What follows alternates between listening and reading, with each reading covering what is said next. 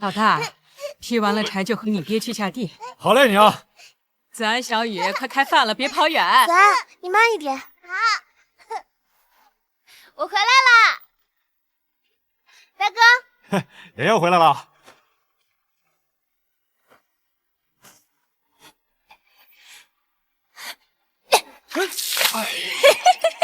现在这么缺水，别浪费了。姓万的你！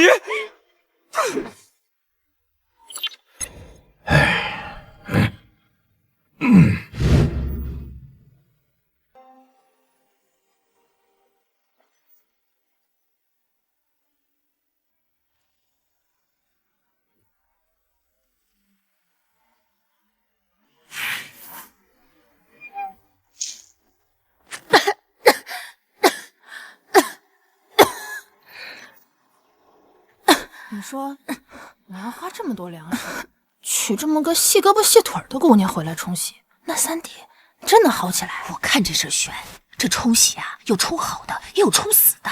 我看这苏婉从昨天下午来到我们家，这三弟的脸色就没好过。哎呀，大嫂，你这话可不敢乱说，你这让娘听见又得挨骂。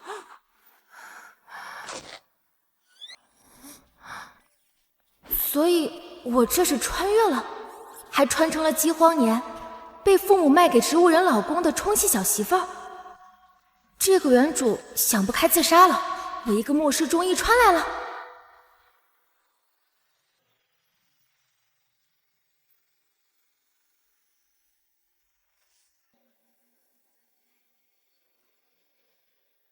真长得还挺帅的，按照原主的记忆，这个顾远是个十里八乡远近闻名的天才，这马上就要考举人了，可惜了，在休沐的时候遇到了山匪。这脉搏晦涩，很明显是有阻滞啊，显然是脑袋里有淤血造成的。如果我的空间在就好了，我还可以给他治一治。这真的来了。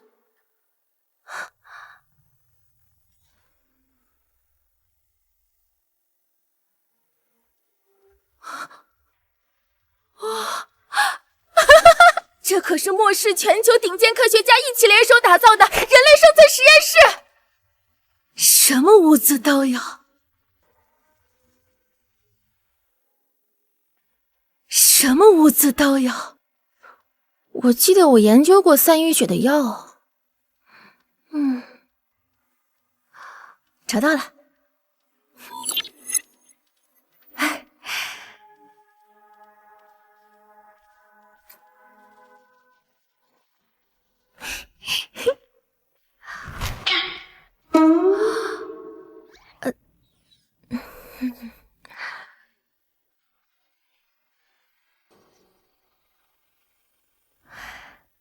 有效果了。哎，好累，怎么还不醒？睡会儿。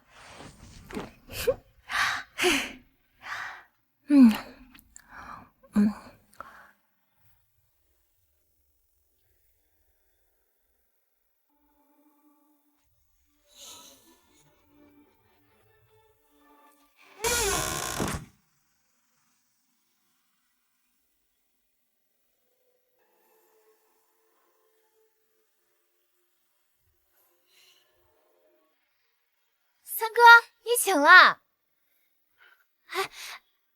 还有没有哪儿不舒服呀？没有。真的醒了，要不要给你找个大夫？娘，不用麻烦，我感觉很好。没事就好。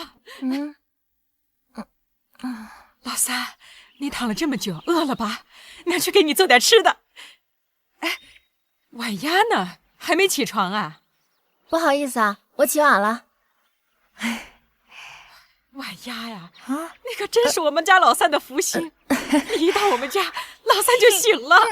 而且三哥脑子清醒，身体一点毛病都没有，不像大夫说的醒了就会傻子或者瘫痪什么的。三嫂，你真是我哥的福星，我们家的大恩人。就运气好。可能是之前吃的药刚好都起作用了。晚鸭，以后就安安心心在我们家落地生根。不论是娘还是老三，都不会亏待你的。我对这个世界一点都不了解，不如先留在这里。老三啊，你在这里好好陪婉丫说说话，我和妍妍去给你们做点吃的。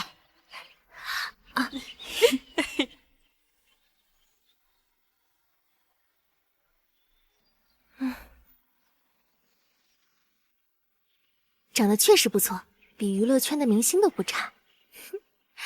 就是眉目间有点老气横秋。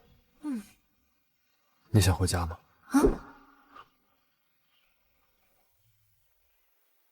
你想回家吗？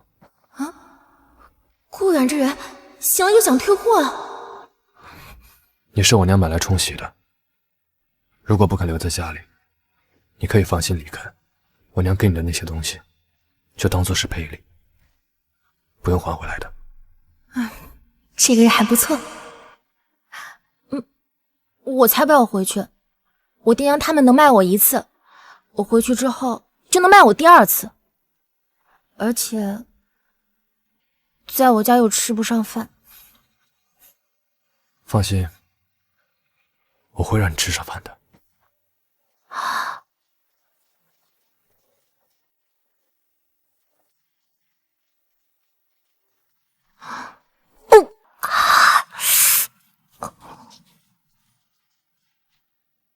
水车，顾家村有条大河，可惜地势陡峭，如果能有水车，干旱的问题就可以解决。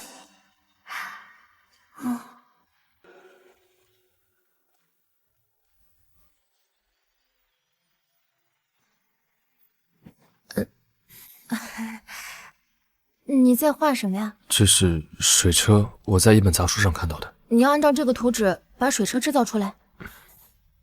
我要试试，毕竟这次大旱应该还要持续很久。顾远举手投足之间都不像一个18岁的人，他有这等见识，难道他也是换了心情？老三婉丫，快出来吃饭了！哎，哇，娘，你做了什么呀？哎，老三，身体怎么样啊？没事了，可得好好感谢弟妹啊。不用不用，吃饭吧。弟妹，这饭量怎么样啊？比大嫂差点。爹他们呢？你爹他们抓紧时间在地里劳作呢，一会儿我去给他们送饭。婉丫，昨天你来的晚，娘也没顾得上给你做点好吃的。今天还是算你和老三的好日子，你们俩一人一个红鸡蛋。谢谢娘。娘这心眼也太偏了，啥事儿都只顾着三弟妹，这鸡蛋不给咱们也就算了，咱大孙子也吃不上。媳妇儿，这话就是你说的不对了。当初娶你的时候，娘可是买了5斤猪肉，那5斤猪肉你自己都吃了3斤，全家谁有你吃的多呀？早知道你这么能吃，我也不能要你。那媒婆也不老实，那说你吃的很少的。我这不是帮儿子谋福利吗？娘，我不吃红鸡蛋，给小叔和小沈吃吧。我爹说的对，要不是你吃的太多，早早把家里土豆吃完了，今天也不会连土豆都吃不上了。就是，老大家的，你要再胡咧咧，饭也别吃了。你说我偏心，我就偏心给你看。这家人真有意思。娘，没事的，这大家伙都累了，而且小孩长身体呢。我不吃红鸡蛋，给子安吃。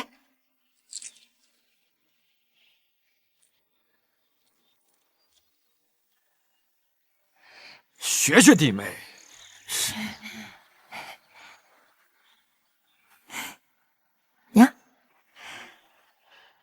娘先吃。子安，快说谢谢。谢谢。小雨，谢谢大嫂。哎，你大嫂不爱吃鸡蛋。妍妍，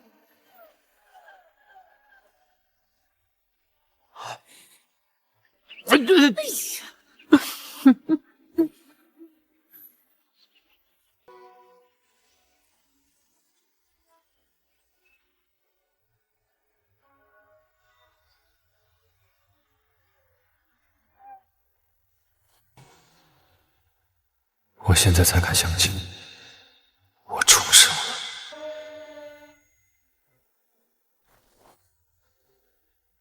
我现在才敢相信，我重生了。上一世，我状元及第，鲜衣怒马；后有从楼有功，官拜首辅。首辅大人真是年轻有为啊！及至边疆达旦来犯，我奉旨带天子前去。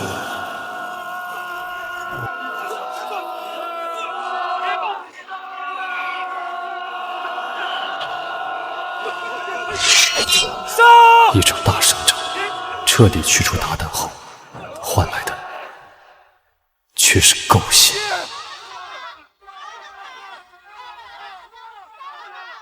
我一生为许妻，为了大清鞠躬尽瘁，却看到我最真实的家人死在我的面前。人犯俱在，验明正身，诛斩！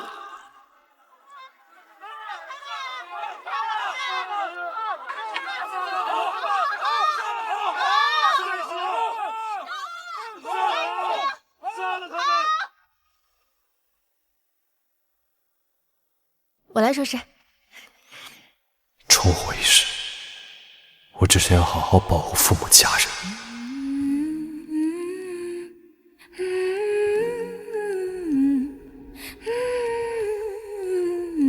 什么朝堂权势与我无关，只是上辈子苏婉进门当晚就上吊自杀，而我也在她死后才醒来。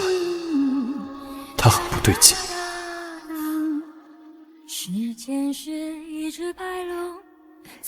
你们去玩吧，我来。娘，我跟大哥大嫂去地里帮爹他们。老三，家里的事情不用你管。这段时间你受伤，耽搁了不少功课。你现在要抓紧时间读书，说不定还能赶上今年的秋试。娘，我想好了，我不打算读了。什么？娘，我想好了，我不打算读了。啊？什么？三哥，你这书念得好好的，怎么说不念就不念了呀？小妹，三哥说不读就不读了，不读书不考取，咱们一家也一样能过好日子。老三说的也对，现在世道这么乱，即使考了举当了官也不一定好。而且我听说那当官弄不好是要掉脑袋的，那不一定有咱们种地快活呢。哎呦，你胡说什么呢？三弟念书掏空了家里所有的银钱，咱们一家子人都等着他高中状元，咱们鸡鸡狗狗才能跟着一起飞呢。再说了，三弟说不念就不念了，咱们勒紧裤腰带供他读书的钱岂不是白瞎了？哎，媳妇儿，你这话就不对。什么叫三弟读书花光家里的钱财？咱家为什么这么穷？你心里没数吗？你要是每顿少吃点，那能省下多少钱？娘，那叫一人得道，鸡犬升天，不是鸡鸡狗狗一起飞。没文化，真可怕。就是。哎，媳妇儿，你干啥去？哼，你还生什么气呀你啊？哎，媳妇儿吃。哎呀，老三，你去哪儿？我也去帮忙。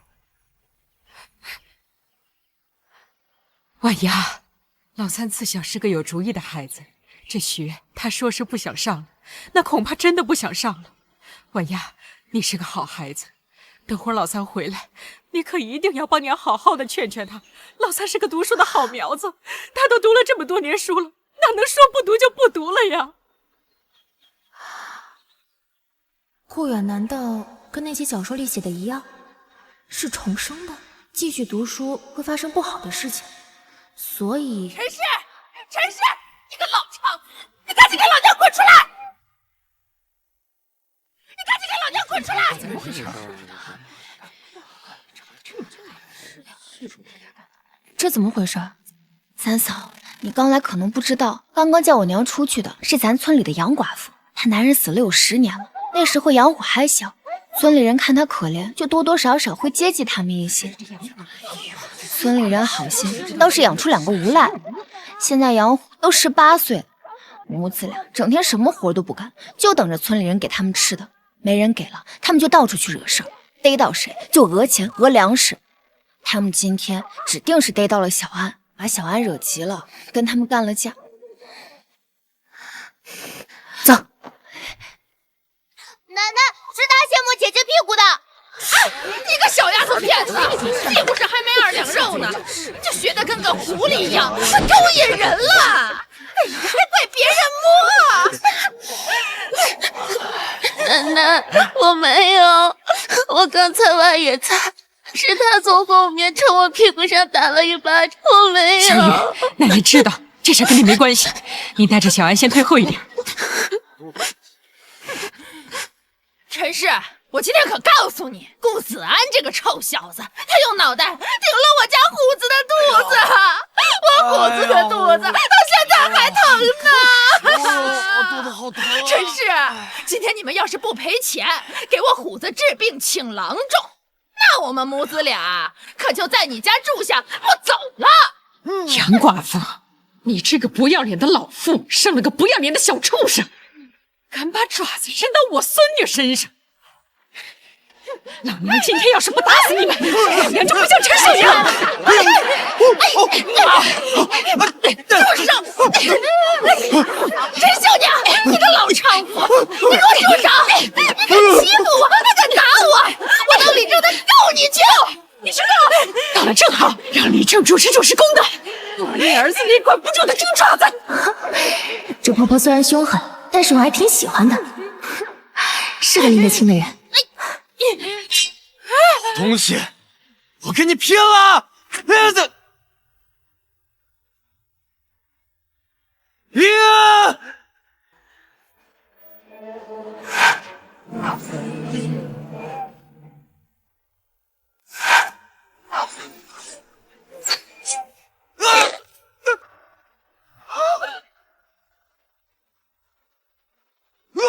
妈呀！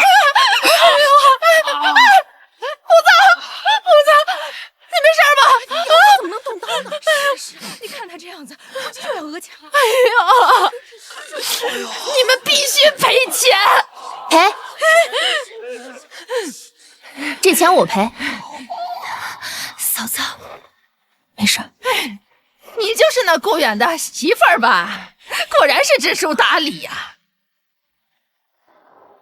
钱我们可以赔，不过是你儿子，三儿我侄女在先，而且还持刀行凶，不如报官处理吧。你说什么？我们没有。哎呦，这是……想必大家都应该看到了吧？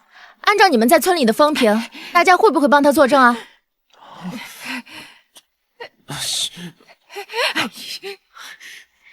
你们给老子等着！走，便宜你们了。还好我有防备，我下的针会让他最少疼1个月。杨，你没事吧？小雨，你记着，下次再遇到这种无赖，你就打回去。要是打不过他们，你就叫奶奶，奶奶打死他们。没事了。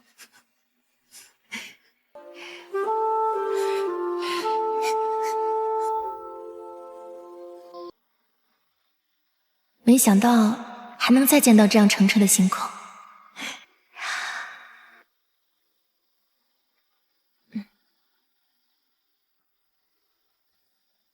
我听娘说了你下午的事情，挺危险的。没事。去洗洗吧。还挺暖心。哎，咱们家这地旱得快死了，不如交了吧。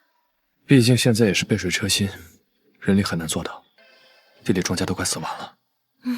大灾之后还会有大疫，看来往后的日子会越来越难。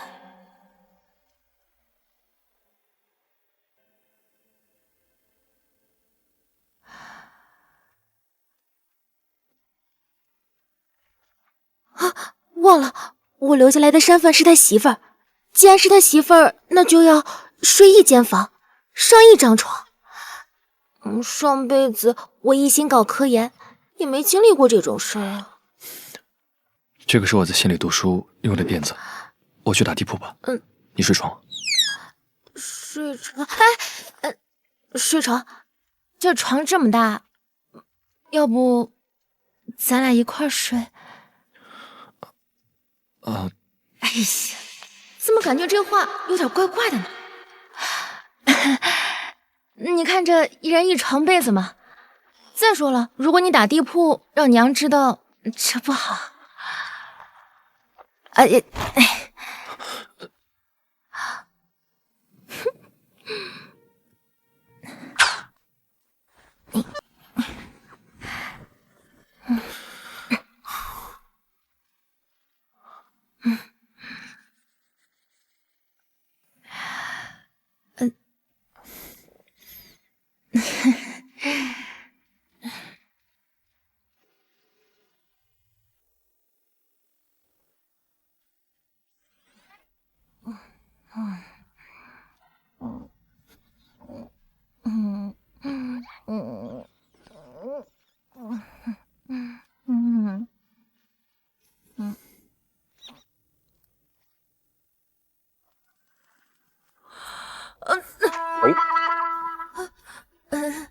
不好意思啊。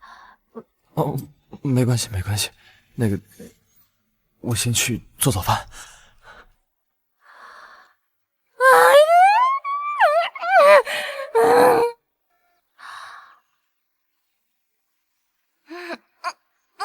文丫，你大嫂和二嫂出去挖野菜了。娘，我也去。今天可以慢慢的把我空间里那些污渍挪出来一些，改善一下顾家的伙食。我一个人走还方便行动一些。你刚来我们家，人生地不熟的，今天先在家里好好歇歇，明天娘跟你一起去。娘不碍事，我陪她一起去。也行。老三，你带婉丫上山，千万要注意安全，别往深山里去啊。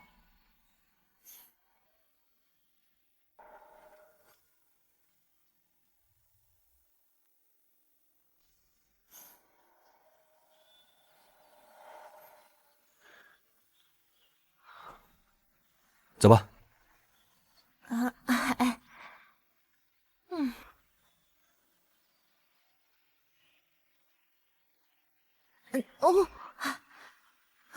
这天要是不下雨，顾远就算把水车做出来，只怕大多数人也挨不到那个时候了。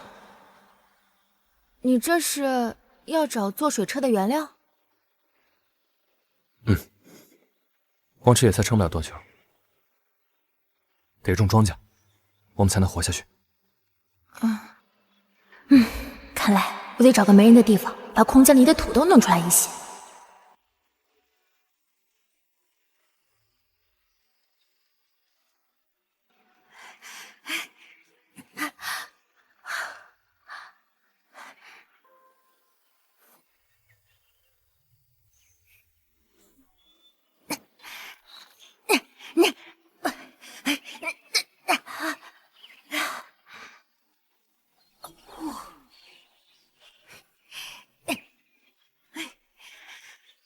等会儿啊！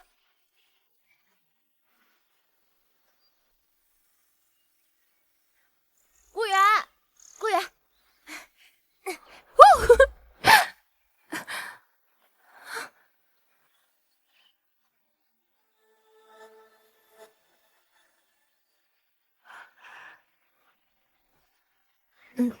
顾源，那儿有土豆。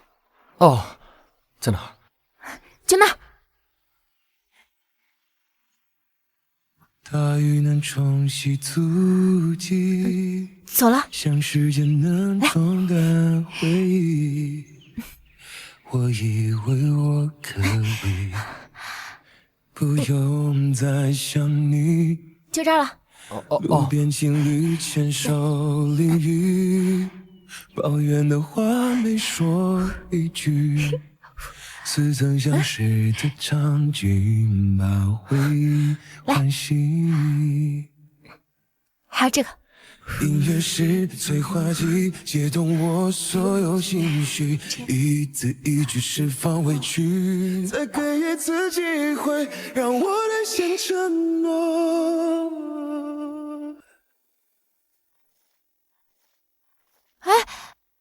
阿远，这好像人参须子。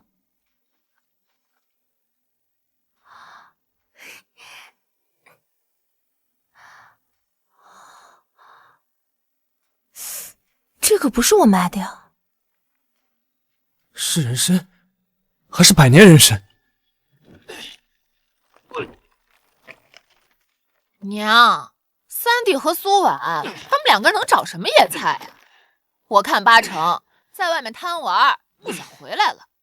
咱要等开饭等到什么时候啊？要不咱们先吃吧。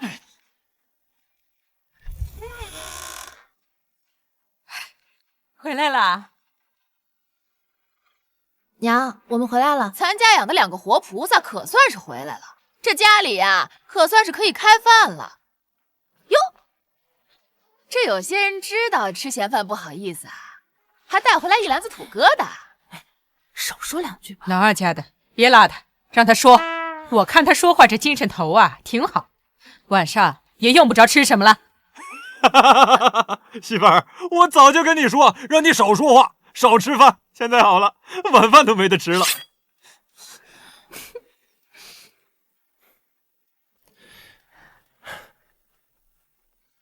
娘，今天伟亚在山上找了不少土豆，咱们晚上再做土豆搅团吃吧。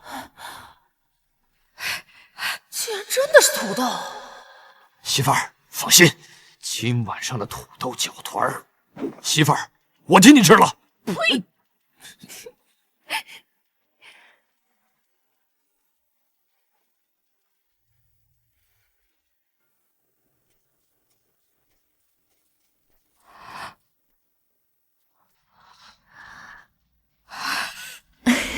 哎呀，你们这又是土豆又是人参的，到底是从哪儿挖的？就山上挖的嘛，那地方我也不知道。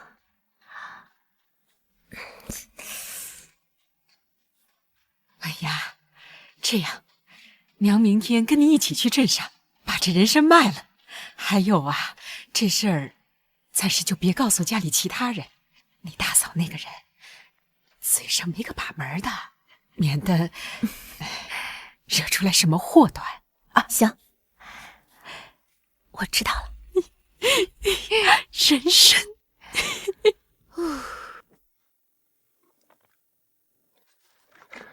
洗澡水，给你弄好了。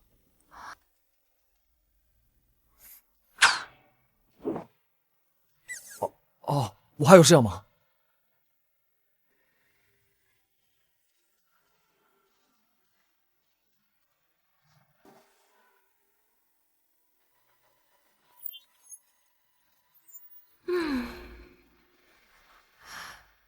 顾家这么多人，真要吃也吃不了多久，还要找合理的借口。看来在这古代生活下，要好好赚钱才行。可惜这个干旱天，还不知道能不能等到顾远做出水车。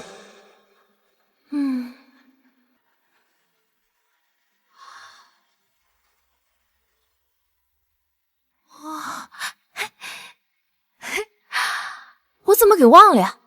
当时在山上药池栽种实验田遭遇旱灾的时候，他们使用过人工降雨啊，就是没有气候条件。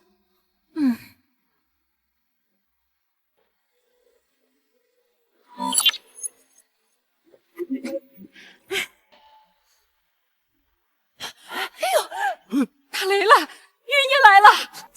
阿弥陀佛，太好了，老天爷可算是开眼了。好好的下场雨，下个透，咱们老百姓也算是有点活路啊。对，快下雨了，快找东西接雨水啊！对，快！哎呦，爹呀，终于要下雨了呀！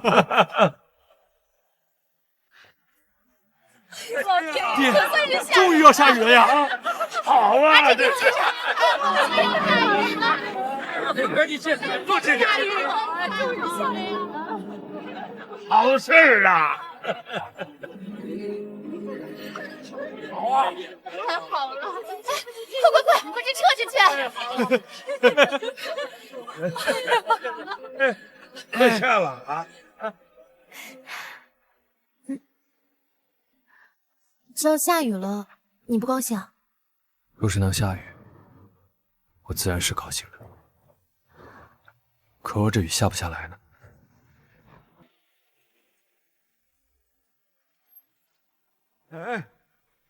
哎呀啊！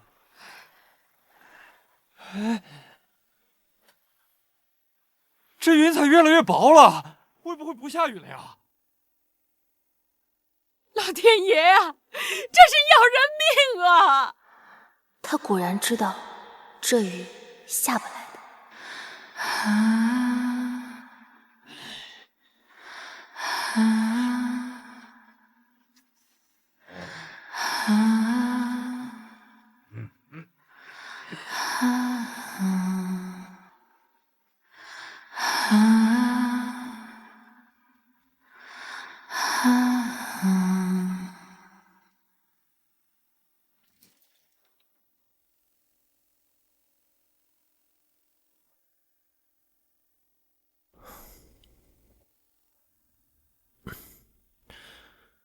睡车的事得抓紧了。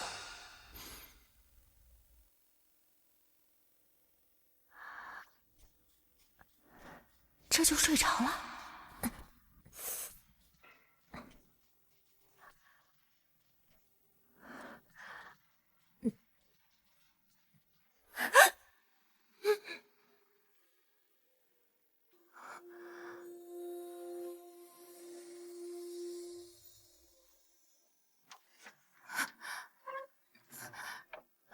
原来亲吻是这种感觉。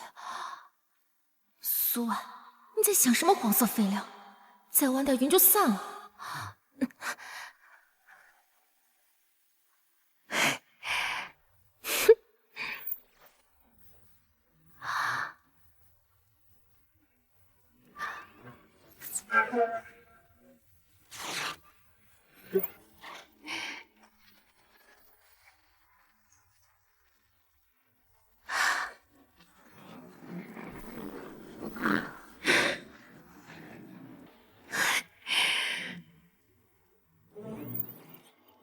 要下雨了，得赶快回去了。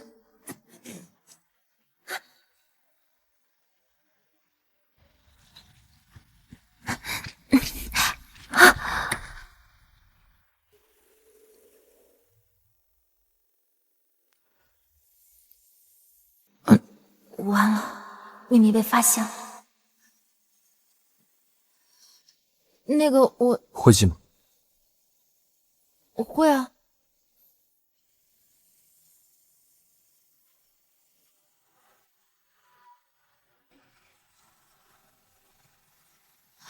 那个回去吧，当心点，别摔着了。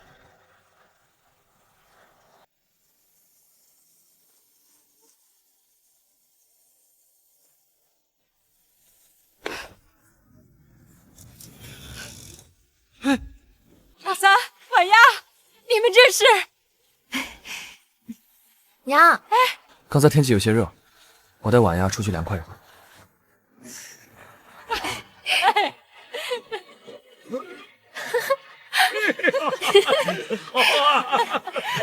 呀，哥算下来了。哎呀，太好了！下雨了。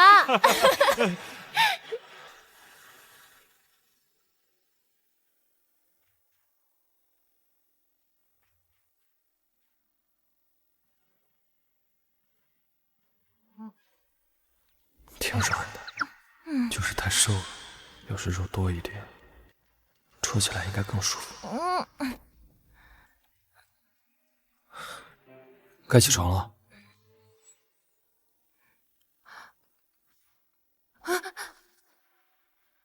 我怎么又抱着这个男人睡了？老牛吃嫩草！我以前可是一个无欲无求的医学研究机器啊！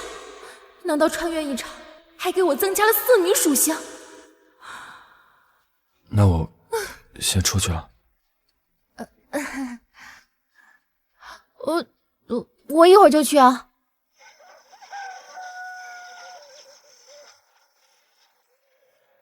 大家听我说两句，一会儿吃完早饭，我跟大牛下地再把土松一松。大媳妇、二媳妇，你们俩就打窝子啊。严丫头、于丫头，你们俩就下种子。哦，老婆子，你带老三还有老三媳妇儿去趟镇里，不过要早去早回。这个时候啊，要是再不把苞米种下呀，可真就耽误节气了。哎呀，一家人都要下地干活，凭什么他们不用干？爹娘偏心也太厉害了。老大家的，我就把话放这儿了。那人心本来就是偏的，你要是嫌我偏心，那家里的活儿你也不用干了，饭你也不用吃了。就是，媳妇儿，要不你别去干活了，少了你吃饭，我们一个人能多吃2个土豆呢。就是娘，要不你别吃了，你能不吃还能不干活，多舒服啊！哎，进城者每人2文啊！下一个，进，快点，快点！谢谢，后面的快点！谢谢。进去吧。下一个。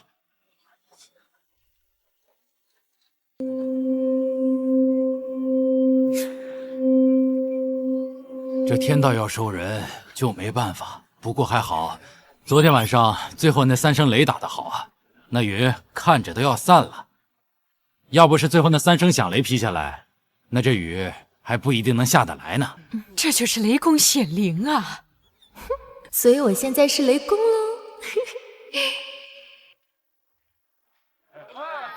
让你清水叔在外面等一会儿，咱们先去药铺。老板，您这人参怎么收啊？哎呀，小娘子，这人参讲究年份、重量、品相，这年份不同，重量不同，品相不同，那价格的差距可是大得很。老板，那若是重达3两以上的100年人参呢？怎么收啊？小娘子，你们还请随我，里面说话，里面请。哎，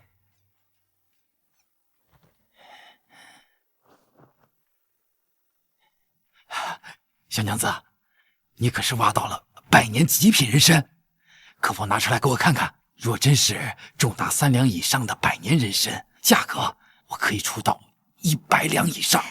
娘，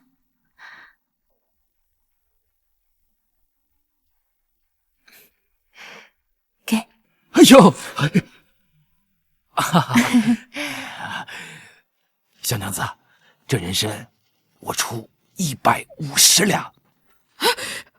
娘，没事没事。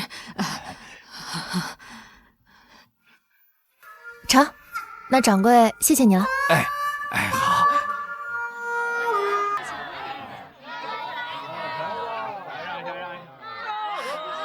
快，咱们快去买粮食。娘，二哥都好久没回过家了，咱们先去看二哥吧。从刚才开始就觉得顾源好像不对劲儿，难道他知道他二哥今天出什么事儿？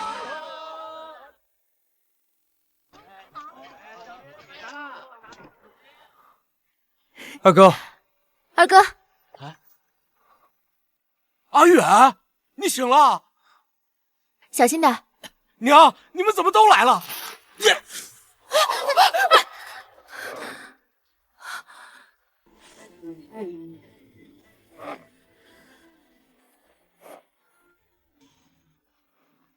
这蒸酒器好好的怎么会？娘，阿远，幸好你们来了，要不然我就……上一世也是这季节，包公的二哥检修蒸酒器时，蒸酒器垮塌，二哥从上面摔了下来，不仅摔断了一条腿，还被大木块砸断了手臂。虽然酒坊老板赔了点钱，可想这上的医术有限，二哥腿瘸了，手也没接好，再也干不了活。这一世总算是来得及。二牛，哎呦，二牛，你没事吧？东家，我没事，还好娘他们来了，我就从上面下来了。人没事就好，人没事就好。哎呀，我也想着，咱这酒坊虽然不干了，可把这蒸酒器修好了，也好好保存着。万一将来世道好了，我这酒坊还能再开起来。没想到，哎，老板，您这酒坊不做了，那这些坛子里的酒都卖完了吗？现在这世道，谁家还有闲钱买酒喝呀？东家，我这弟妹啊，年纪小不懂事，说错什么话呀，您别见怪。没事没事。二牛啊，既然你娘和弟弟都来了，那我给你结了工钱，你跟他们一起回家去吧。多谢东家。刚才来酒坊的路上，路过了镇上最大的酒楼。虽然外面恶嫖遍野，但是穿着绫罗绸缎出入那酒楼的人却一点都不少。若是我能把酒坊的酒重新蒸馏提纯成现代人喝的白酒，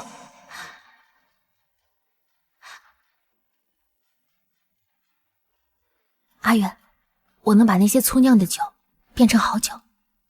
好。老板，你这些酒我全都要了。你确定这些酒你都要？老三，你得问问婉丫，咱们手里这点钱都是婉丫挣的，你也得跟婉丫商量商量。娘，都听阿远的吧。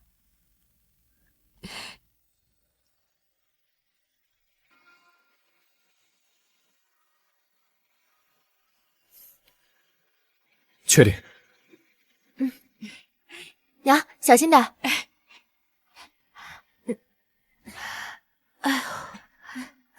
婉丫，让他们先搬着，咱们去买粮食。行，娘，那我们先去了。去吧。好，去吧。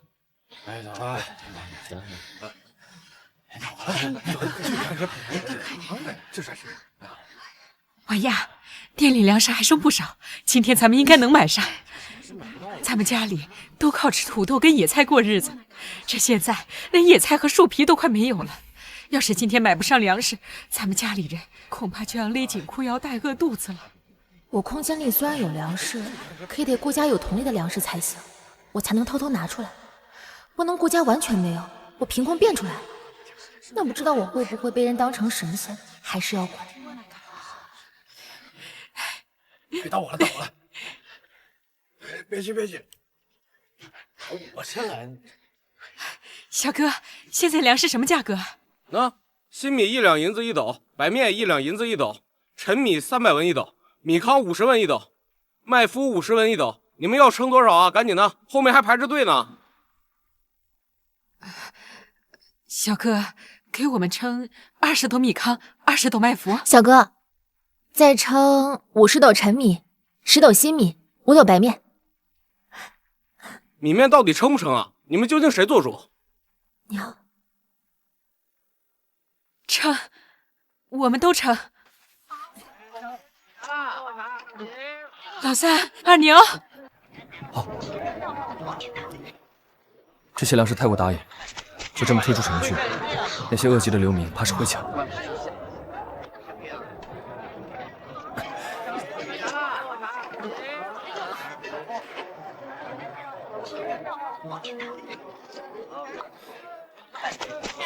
会干成这样。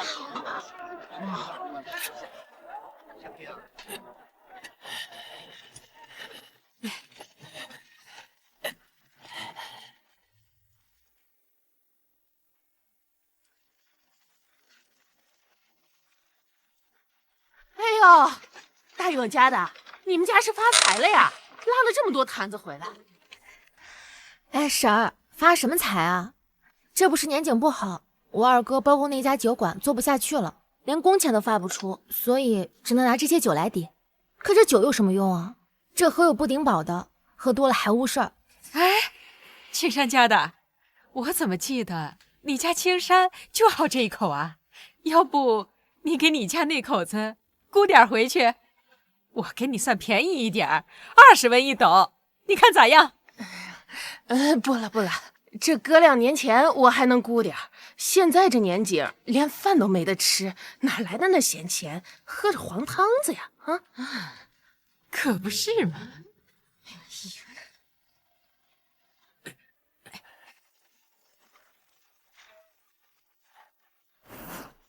哎呀！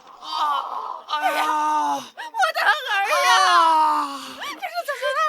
香，我的腿被他们压断了。我可怜的儿啊！你才3岁的时候，你那死鬼爹就走了，娘现在好不容易把你拉住，你们这几个杀千刀的，就中断了我儿子的腿呀！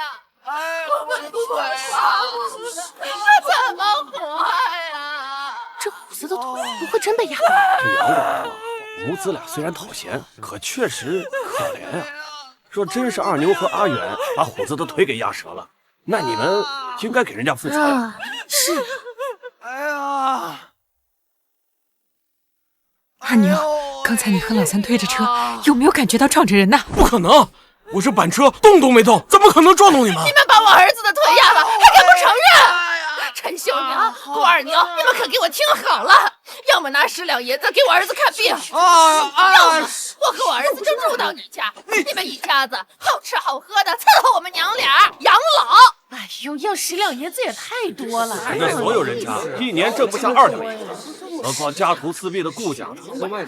杨寡妇，这二牛和阿远的板车撞到了虎子，请大夫吃药，这钱该他们出。但这板车撞了，能有多严重？你这张嘴就要人家10两银子，要不然呢，还得养着你们母子俩。我看呀，你就是想讹人家。就是讹人。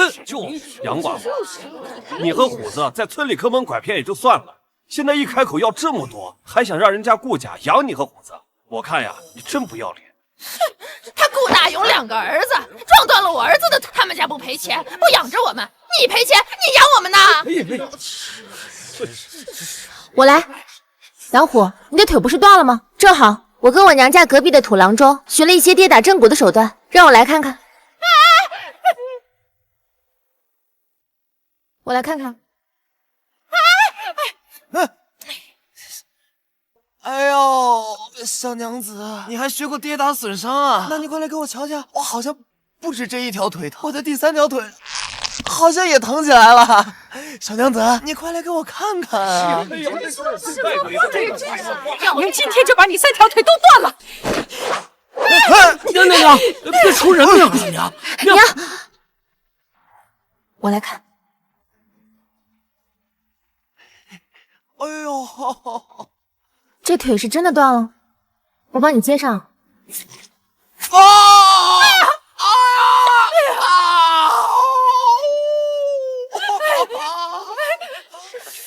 你个小贱人，你竟敢掰断我的腿！掰断你的腿？刚才的腿不就断了吗？何来被我掰断这一说？我知道了，刚才难不成你们是故意骗我们，想讹我们家呢？哎呀！不过我儿子的腿是被你们的车撞断的，还是被你正上给掰断的，这都跟你们顾家脱不了关系，你们必须赔钱。是吗？那就请一位郎中来看一下，如果虎子的腿真的是被我掰断的，那我愿意赔偿你们10两银子。哥哥！哎呀，李正来了！这是怎么回事啊？李正啊，他顾家2个儿子撞断了我儿子的腿，他顾家的新媳妇儿，他生生把我儿子的腿给折断了呀！李正，你可得给我们孤儿寡母做主啊！李正，劳烦请个郎中过来。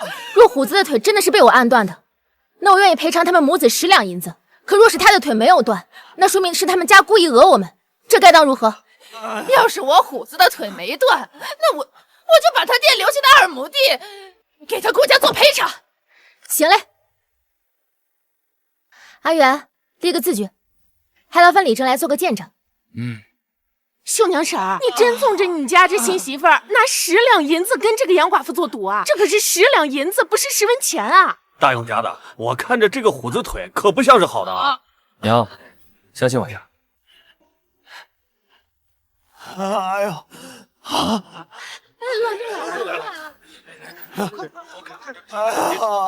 这腿啊，哎呦你看，怎么样了？我儿子的腿那是断了吧？断什么断？你儿子腿啊，他好好的。不可能！我儿子的腿疼得都快昏过去了，谁不知道他腿断了呀？那就请一位郎中来看一下，如果虎子他真的是被我掰断的，那我愿意赔偿你们10两银子。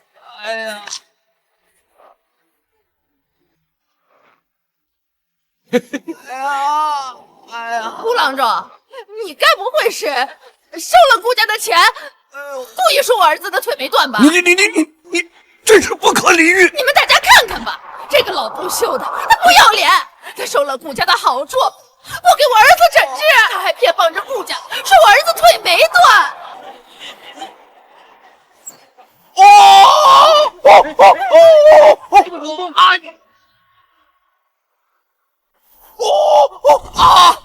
哎，大家看啊，这活蹦乱跳的，哪像是腿断了？杨寡妇，你可以侮辱我的医术，但你不能侮辱我的人品呐！就是。还有你们顾家村的人啊，既然认为老夫如此没有医德，那以后不管你们谁有个头疼脑热的，另请高明吧！啊，别再来找老夫，别再来找老夫！大夫，拉着！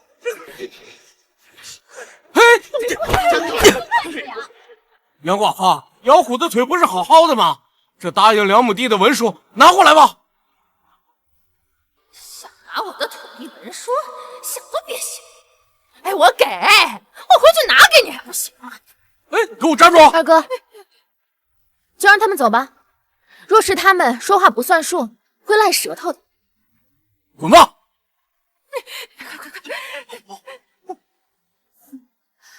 我就知道你们不会痛快愿赌服输，那就多吃点苦头。晚点我再去找你们。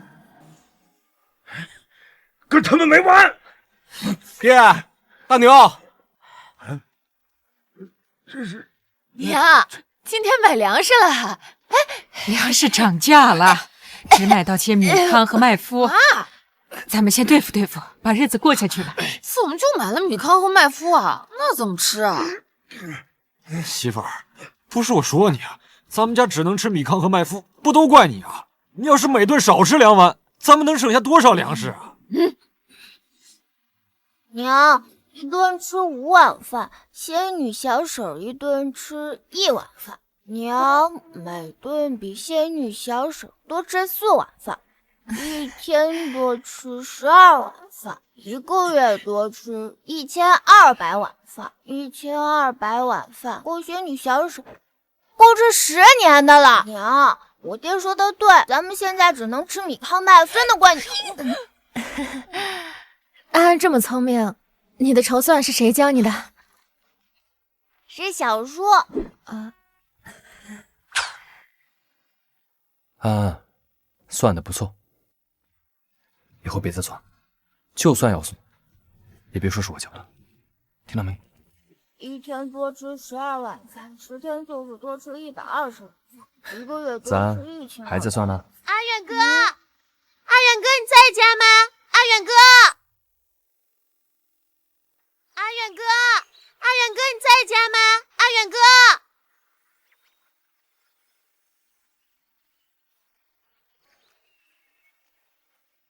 呸！什么玩意儿啊！咱们远哥躺在床上的时候，说之前定的亲是说笑的。哦，现在我们远哥醒来了，上杆子来了，不要脸！拿着，去把外面那起子打你男人坏主意的东西赶出去。拿着。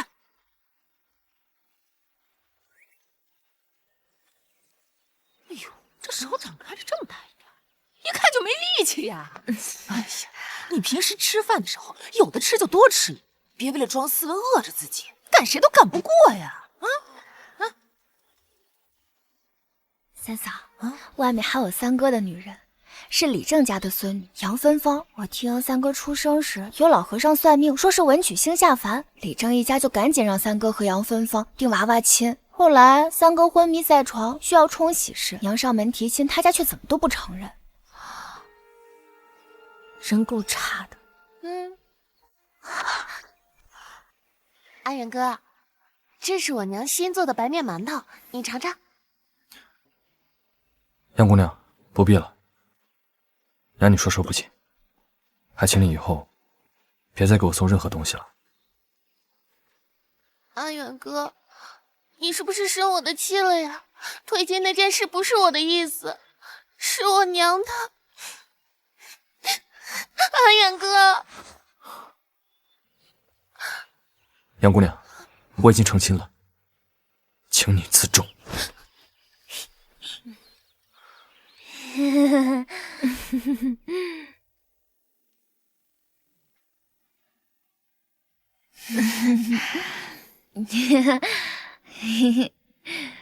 婉婉，我有东西要给你。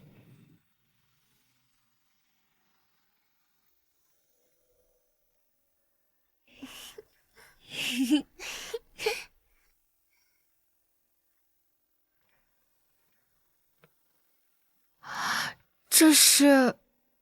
婉婉，你听我说，那个杨芬芳，以前家里让我跟她定过亲，但我真没跟她说过几句话。那我看在你给我买礼物的份上，我原谅你了。不过这个糖葫芦和桂花糕可以分给孩子们吃吗？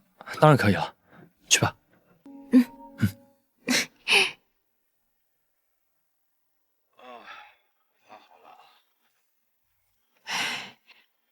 哎，老三，你们砍这么多竹子是做什么？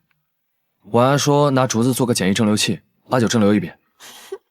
走，哎，小雨，带弟弟洗了手再吃饭。好。吃个饭洗什么手啊？真当自己是大户人家小姐了？大娘，你这么说就不对了。三婶说过，不管是大户人家的公子小姐，还是我们，都是一样的人。给我吧，娘。大户人家洗手吃饭，那是因为人家知道吃饭前不洗手会吃坏了肚子。奶，娘，你那手脏的跟烧火棍似的，你也洗洗吧。就是啊，媳妇儿，你今天可是担了一担粪到田里啊！就你这手，对，好臭，我吃不了了。哎呀，好了好了，别闹了啊！趁着天好，赶快去种，拿上来。走吧，希望来年有个好收成吧。那肯定啊。走。哎，就这么直接去播种，长出来的玉米能好吗？这长得不好也只能这么种，这祖祖辈辈都是这么种庄稼的，难道还有别的办法不成？就是啊。娘，我娘家那边种玉米都是先育苗再移栽，长出来的玉米可好了。现在还搞不清楚这身体的娘家到底在哪。反正根据记忆，原主从娘家来到顾家，足足坐了好几天的马车，两家隔得远，也无从查证了。婉丫，照你说的，先育苗再移栽，真有那么好呀？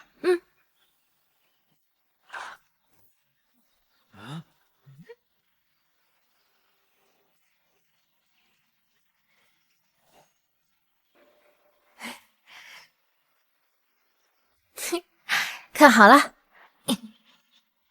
先往这个洞里放2粒种子，然后呢，找一块平整地，把放了种子的泥巴整齐的排列在地上。用泥土啊，在上面薄薄的这样盖上一层，最后再找几个旧衣裳，再缝个棚子，把它盖上，保温。婉丫，你说这一个泥丸子里面只放了2粒种子，万一这2粒种子都不发芽的话，那可怎么办呢？就是啊，这白种了嘛。古代的种子都是农家自留的，我空间里都是有出芽率高的现代种子，可是怎么样能合理的拿出来？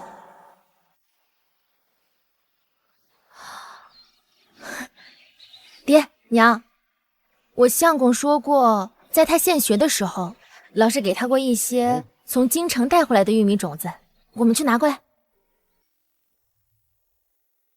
从京城带回来的玉米种子，我们去拿过来。还得是老三媳妇儿呀。是啊，这靠得住。婉婉，好了叫我。哦。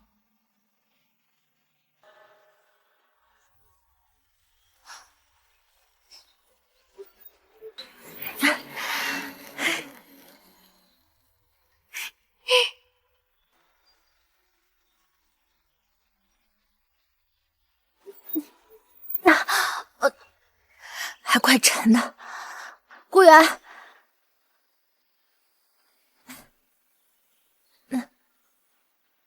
走吧。如果顾远刚才完全不懂我说什么，说明顾远没有发现我的秘密。可顾远不仅懂，还十分配合，这说明他已经知道我有秘密了。不过顾远看起来倒是丝毫没有想探究的样子，这样也好，有顾远帮我打掩护，我也许方便许多。你要记得提醒大家，这种子为了防止虫害是进了毒的，可别弄到嘴巴里。好。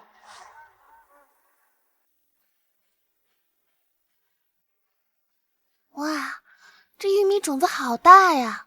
这得结多大的玉米棒子呀？这么大颗的玉米种子，肯定能爆出很大颗的玉米花。小雨，这种子是进过毒的，播种时当心点，千万别弄嘴里。哎，这好好的玉米种子为什么要进毒啊？那进了毒还能发芽吗？那长出来的玉米还能吃吗？娘，你放心，这种子进毒是为了防虫害。这种子发芽结果之后啊，这毒性自然就没了，结出的果自然是能吃的呀。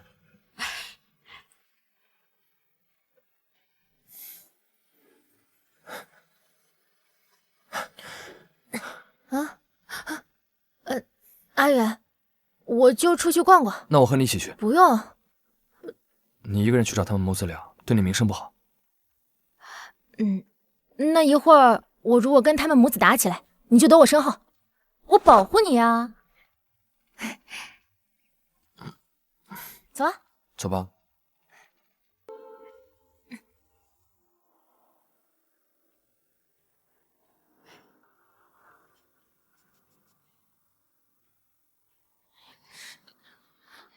哎，老嫂子，您家拿着干草盖在地里，种了什么新鲜玩意儿？大妹子，我跟你说，咱们村以前种玉米的办法那都是错的，这是婉丫他们娘家那边种玉米的办法，先育苗，再移栽。啊，老嫂子，您家这小媳妇儿可真厉害，又会种谷，又会用什么新鲜方法种玉米。老嫂子，你家买的这个儿媳妇儿是个厉害的主，你呀，得留个心眼儿，好好磨磨她的锐气。怎么说话呢？什么人呢？真是！哎，你走吧，走吧！好心提醒你还不领情呢。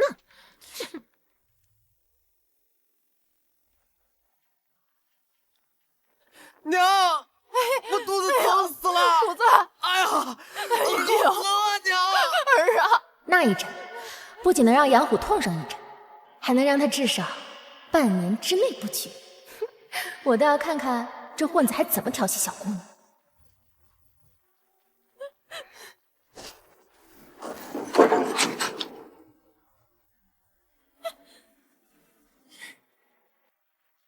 哪个爱欠刀的，敢踹老娘家的门啊！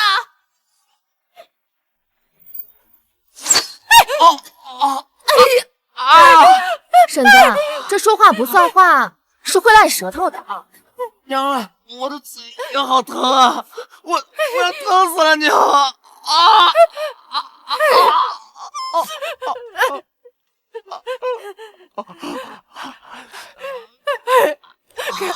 给你，是不是递给你？我们母子俩的嘴就不用烂了。既然说话算话，那自然就不用烂舌头了。确认一下。这什么字？我一个都不认识。地心没有问题，收起来吧。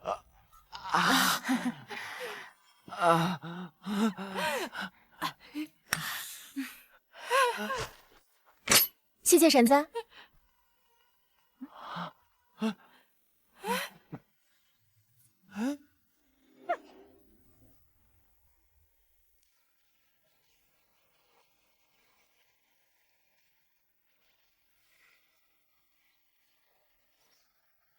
阿远哥，阿远哥，我听村里人说你不读书了，是因为我吗？不是。顾远这语气是真的懒得搭理杨芬芳啊。阿远哥，你就算跟我赌气，你也不能不要自己的前途呀。你读书那么好，市府是连考了3个按手的小3元，怎么能因为跟我赌气就连书都不读了，前程都不要了呢？杨姑娘，我读不读书，从前与你无关，以后更没有关系。我说得很清楚了。我已经成亲了，还请杨姑娘以后别跟我说话，以免误了姑娘的名声。阿阿远哥，哎，杨姑娘，你脸怎么这么大呢？你这耳朵也大，不然怎么会听不懂人话？姐姐，你误会我了，我没有那个意思，我只是不想耽误了阿远哥的前程，我想让他继续好好的读书。杨姑娘，你没看到我们家阿远哥都不想搭理你，你算哪根葱啊？要不要舀盆水好好看看自己脸有多大？我们家阿远哥凭什么约你读书？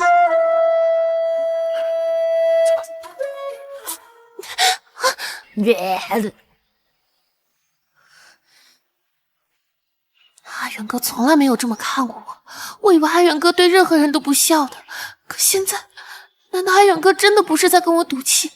他真的不喜欢我，喜欢那个豆芽菜？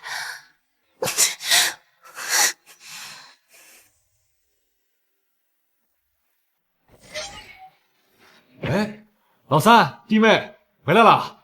娘，娘，婉丫，你跟我过来一下。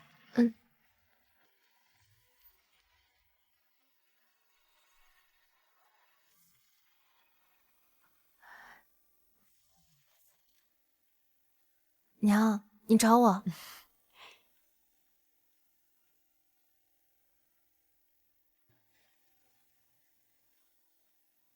婉丫，这是你前2天卖人参的钱，除了买酒买粮食，还剩113两，你先收着。还有这块布，你也拿去，给自己裁一件新衣裳穿。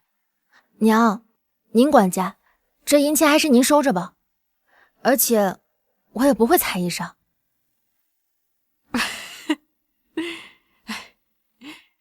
婉丫，那你站着别动，娘给你量量。你不会做衣裳啊？娘就做好了再给你。来。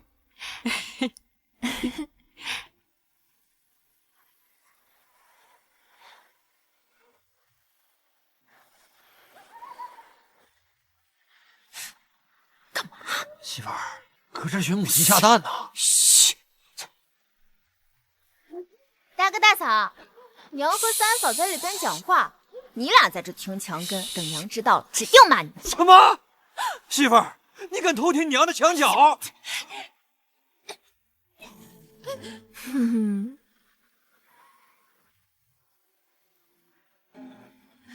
娘，你刚才都听见了，想说什么就赶紧说。娘，你这偏心也偏得忒厉害了。我刚才听见你给三弟妹又是银子又是布的，咱都是做儿媳的，凭啥三弟妹有，咱没有啊？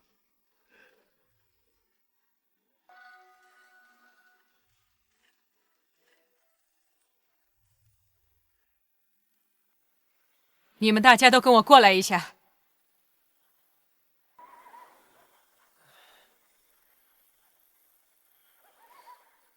媳妇儿，我说你笨，你还不承认？你看，你又惹娘生气。妈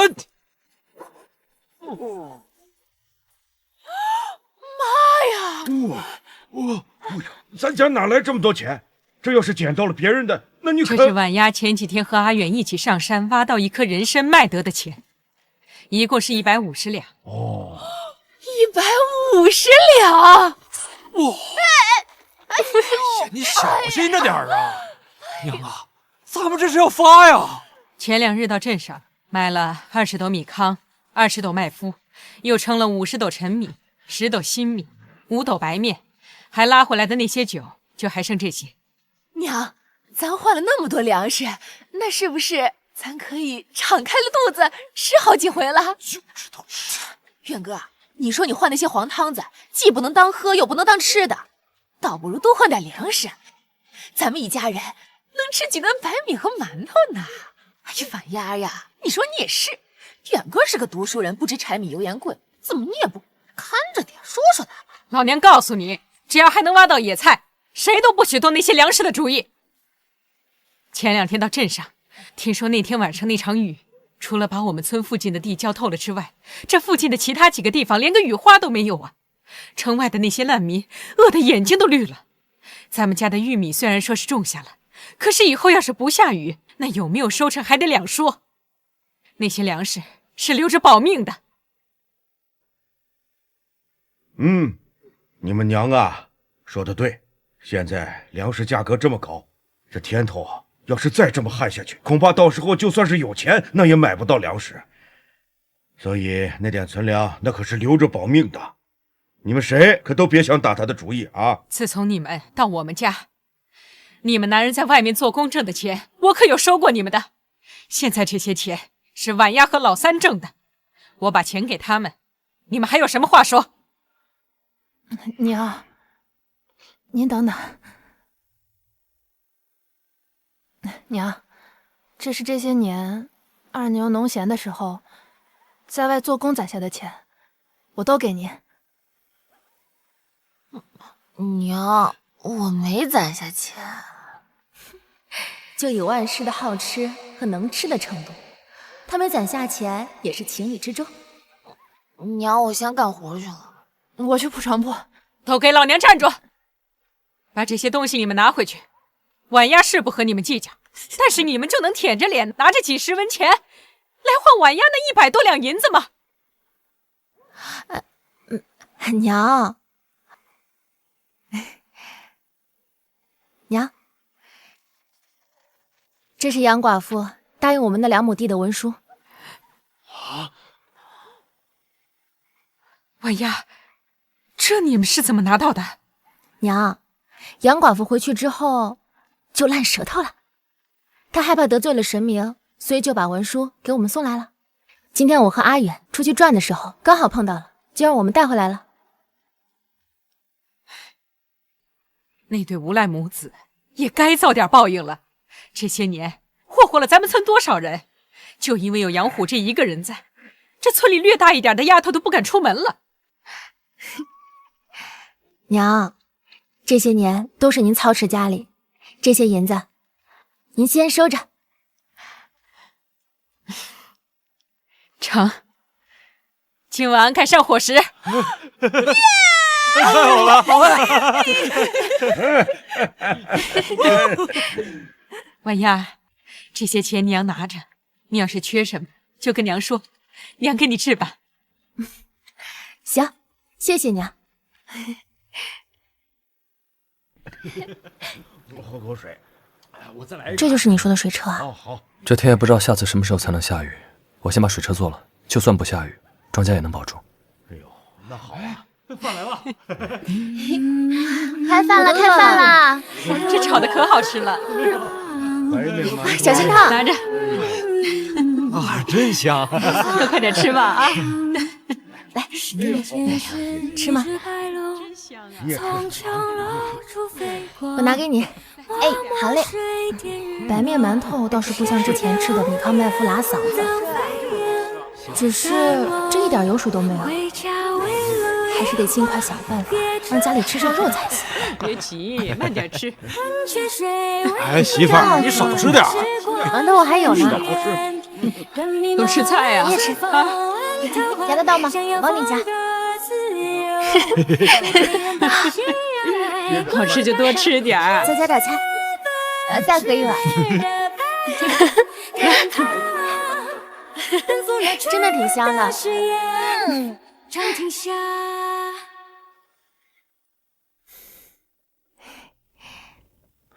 婉婉，这是做什么？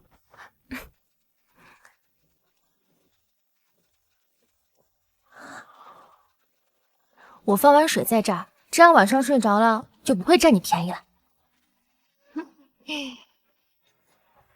哦。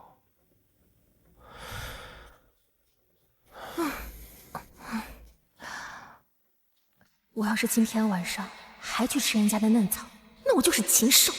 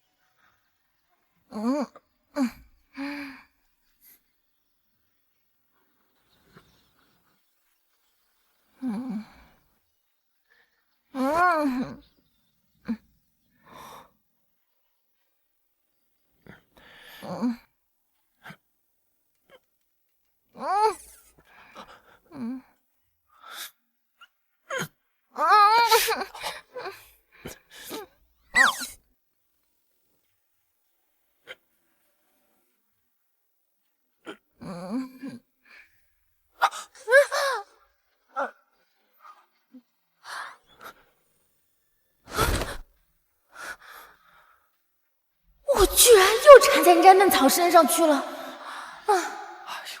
我真是禽兽！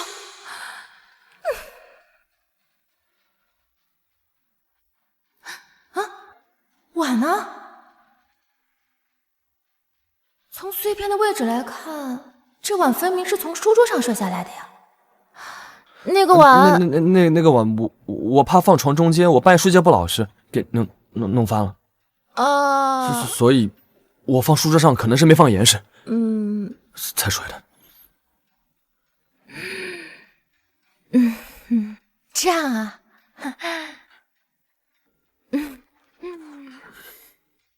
是嫩草自己乐意让我占便宜的，所以不能怪我喽，对吧？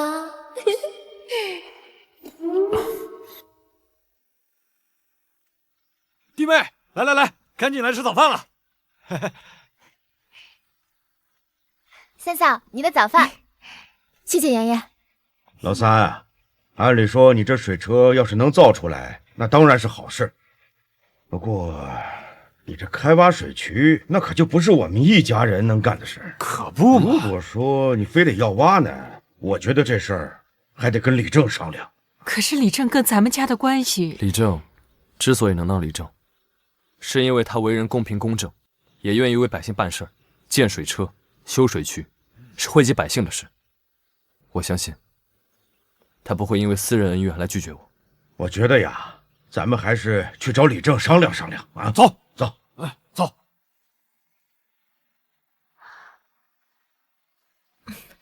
娘，阿友跟我说了如何蒸馏酒的方法，我今天就试一试，看看能不能做出好酒来。行，那娘今天叫妍妍和你两个嫂子，今天留在家里帮你。娘，晚鸭制酒是个大事儿，要不今天我一个人上山去挖点野菜，你和二弟妹就留下来帮晚鸭的忙得了啊！就这样了啊！三嫂，我看大嫂八成是看你挖到人参卖了大价钱，想自己偷偷上山挖人参呢。罢了，今天就我们3个留下来帮你做。这酒毕竟是拿银子买来的。哎呦，我可真聪明啊！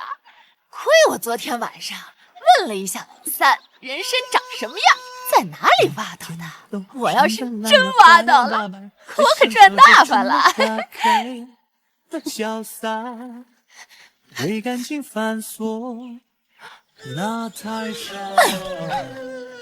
我还不信了呢，我找不到就不回去了。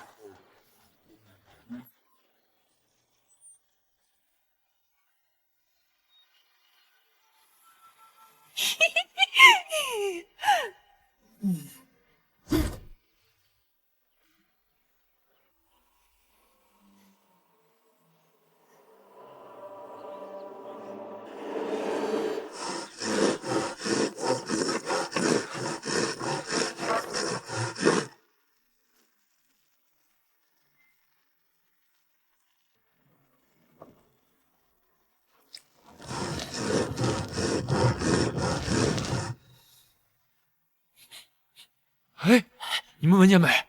好香啊！哎，老三，这碗鸭不会真是按照你的法子酿出酒来了吧？哦，应该是吧。哎呦，李正叔，李正叔，好香啊！阿远，你们家这是在煮酒？来，叔，您尝尝。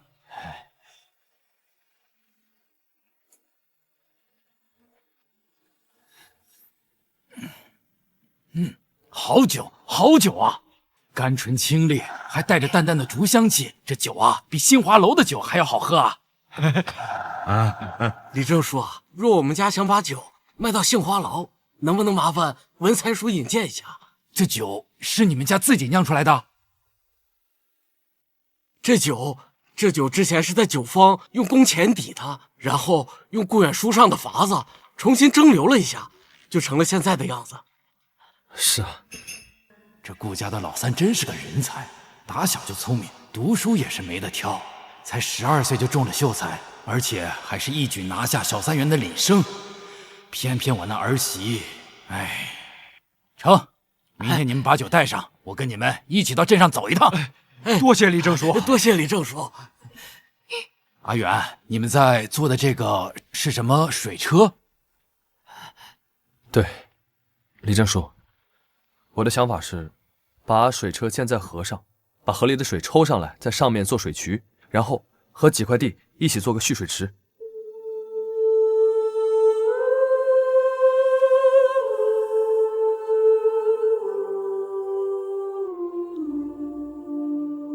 平日里就在蓄水池里担水浇地，只要这河不干，咱们的庄稼就不会缺水。好，好，我这就召集村里人开大会，把这事儿啊跟大伙说说啊。李正叔慢走，李正叔慢走。哎，这碗都带走了。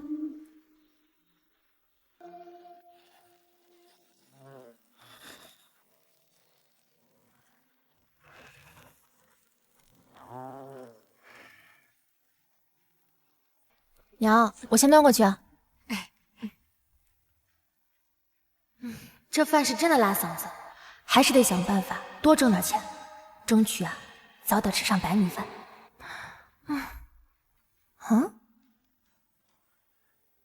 三，你在这儿看什么呢？三婶，我在等我妈妈。再过一会儿就要吃晚饭了。万事往常出去挖野菜，从来不会错过晚饭的。这时间早都回来了。别等了，先回去吃饭，走。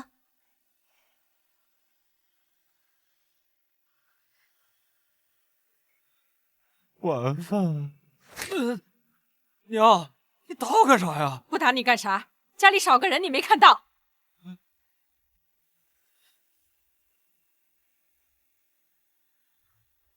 你自个儿媳妇儿没回家，你看不到啊？喂，我媳妇儿，你去哪儿了？我来找你了，快跟上！我和大哥去找大嫂。我也去。夜里山上危险，你别去，在这等我回来。哦，好。那我去了。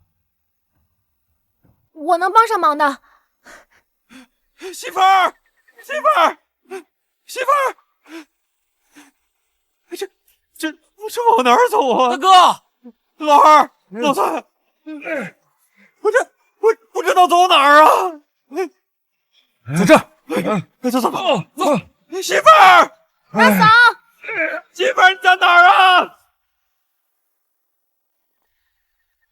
大嫂，媳妇儿，媳妇儿，大嫂，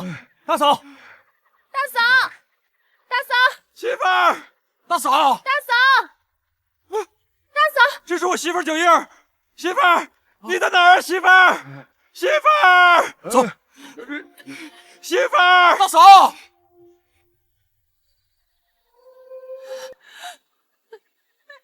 山神爷爷保佑，山神爷爷保佑，小女子无意冒犯，山神爷爷保佑。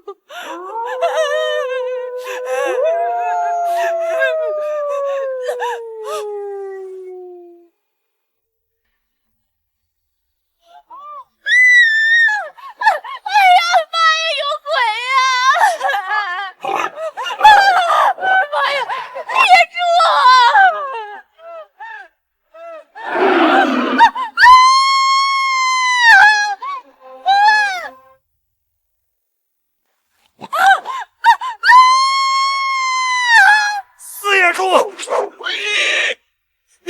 媳妇儿，我跟你拼了！这平时毒舌又憨憨的大伯，在关键时刻这么勇啊！王爷，躲远点。哇，这小嫩草就这样手无缚鸡之力的样子，还想去硬刚大野猪呢？顾远，快把这个打进野猪身体里！我操！好大的野猪啊！好大的野猪啊！呀！救命啊！救命啊！三弟，小心点儿！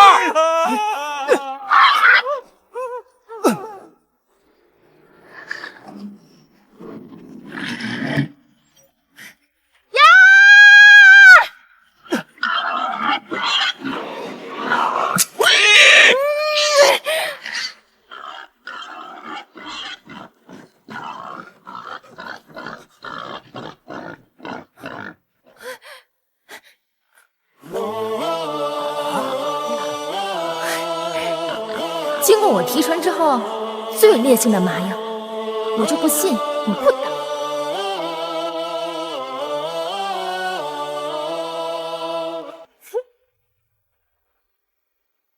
四野猪，我跟你拼了！大哥，已经倒了。啊！你刚才那个是什么药？野猪肉还能吃吗？吗啡散而已，不影响猪肉食用。吗啡散还可以这样打进身体里？打了。媳妇儿，媳妇儿，哎呀，媳妇儿，你没事吧？我看，大哥，把斧头给我。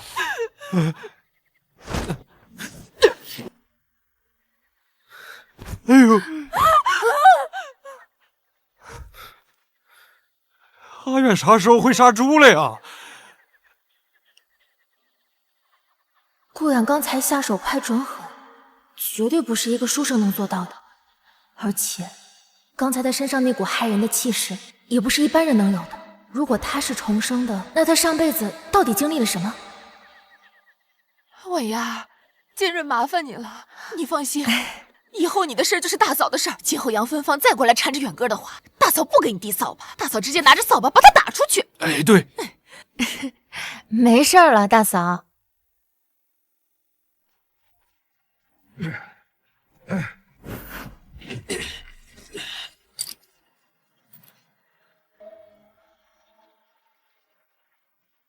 啊！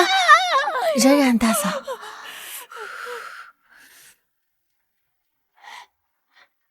爷爷，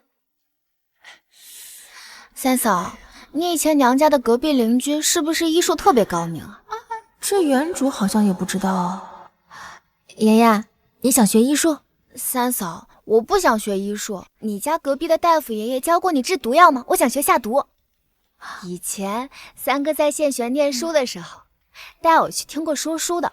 说书先生说啊，以前有个女侠特别厉害，她还用各种毒药惩治恶霸，劫富济贫。所以我也想学会下毒，我也想做那样的女侠。村子里有杨虎这样的祸害，学点毒好像也不错啊。行，爷爷，我可以教你制毒，不过你记住了，但凡是毒都有危险，切勿乱使用。三三你放心。大嫂，已经包扎完成了，再休息几日就能恢复了。外面还有些肉，我搬灶房去。哎呀，你都累一天了，休息会儿。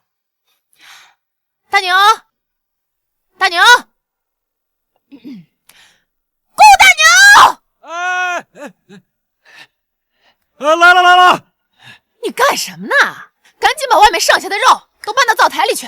婉丫那么瘦，那些肉能搬得动吗？把它压坏了怎么办？快点啊！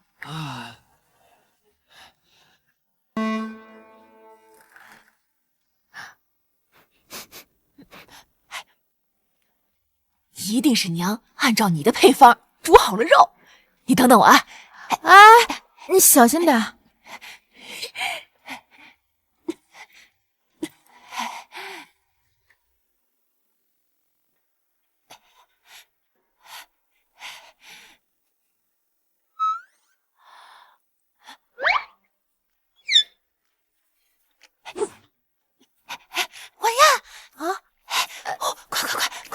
大嫂，你小心点儿。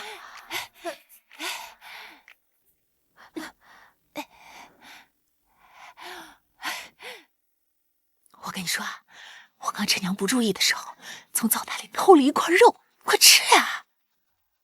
大嫂，这很明显就是厨房的惯头，所以她能在大家都饿得瘦不拉几的年代，还能把自己养得黑黑胖胖的秘诀就是这个。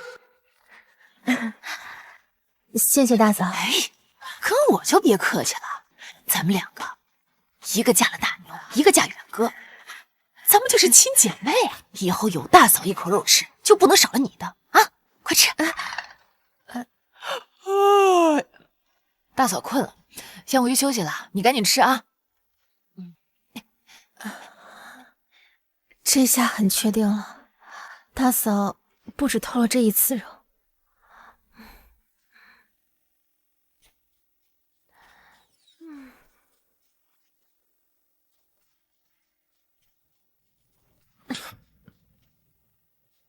婉婉，这肉哪来的？大嫂给的。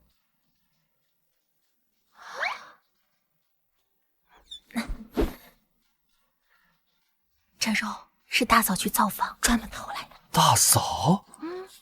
不可能，真的。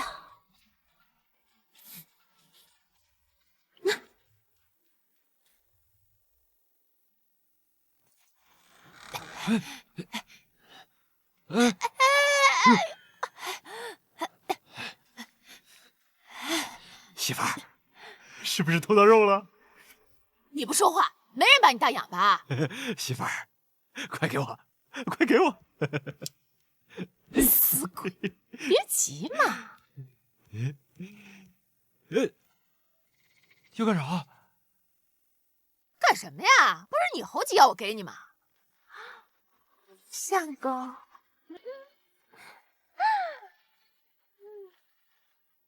来，你给我一句吧！我是让你把偷的肉给我。什么肉啊？没有肉，肉给婉丫吃。不可能！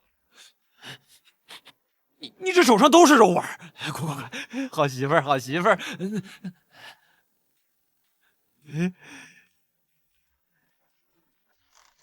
肥肉啊！这么大块肉啊！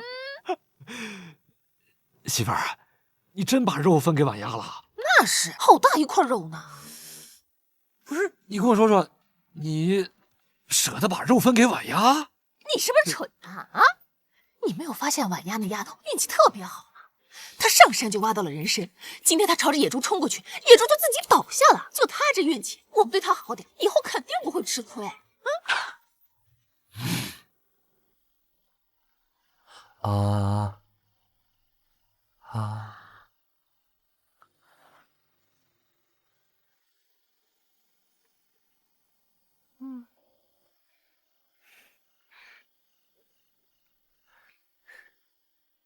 婉婉真乖，太瘦了，多吃一点。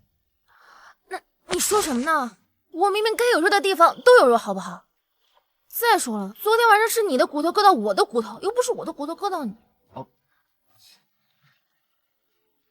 那个，我去大叔给你净手啊。还害羞了。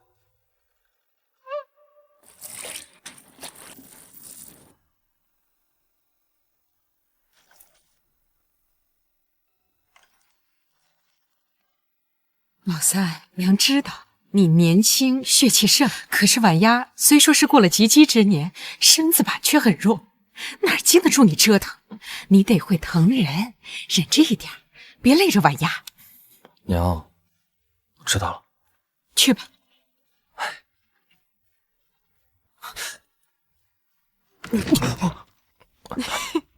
这孩子还跟自己亲娘害羞上了。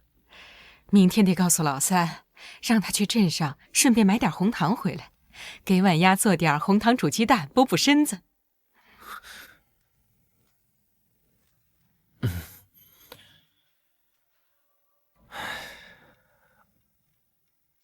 这小嫩草也太不经斗了，现在还害羞呢。阿元，咱们今天床上这水还放不放呀？嘘，放了呗，你知道我晚上睡觉不安稳。如果我把这水打翻了，到时候惹了风寒，那就不好了。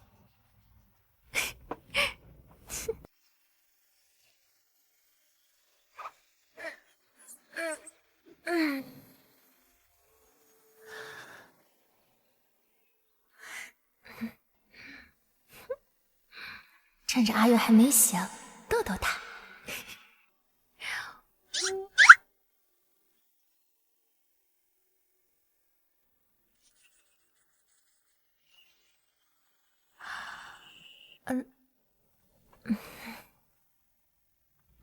时候不早了，今日还要去镇上，那我先走了。我也去。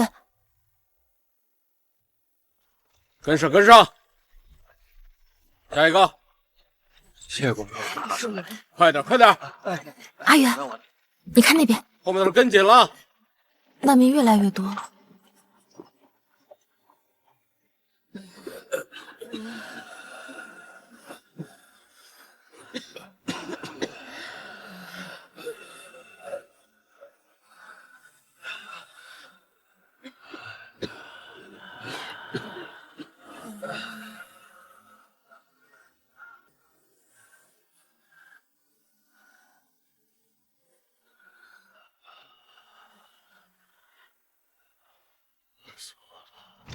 阿远、晚丫，快跟上！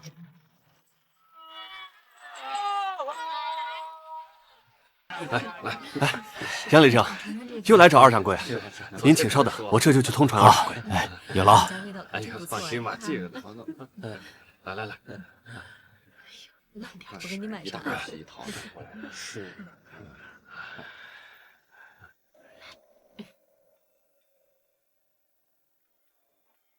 走了。走。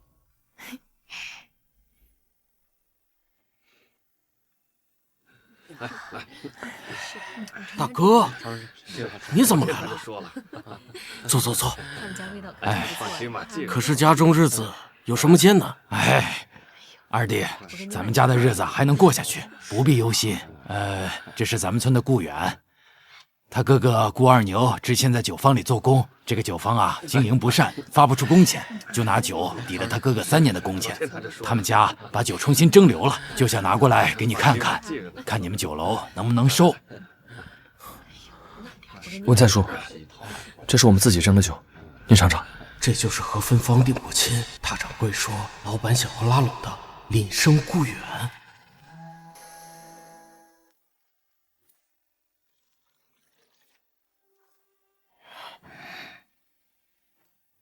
酒香不够醇厚，但是却富于清冽。来，昨天他就说了。哎呀，放心吧，好酒，来，果然是好酒啊！顾秀才，您稍等，我将这酒给大掌柜看看，一会儿再来回复你。来，点心，各位边尝边等，尝尝吧。昨天他就说了。看着还不错。哎呀，放心吧，你尝尝。二位跟我来。来，我们掌柜功好多呀，来。哎呀，秀才公，你们家这酒还有多少？咱们酒楼全要了，价格就按照建昌酒坊跟咱们的酒楼提供的价格，是3两银子一大坛，您意下如何？那就多谢文才叔了。太好了，一坛能装20斗酒，家里有518斗酒，除去2次蒸馏损耗，能装20坛酒，卖60两银子，刨去成本，能净赚55两银子。这买卖还真不赖。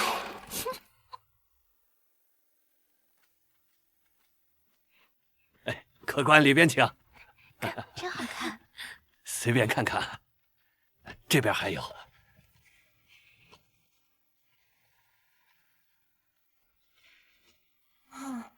老板，就这个了，帮我裁一身。哎，好嘞。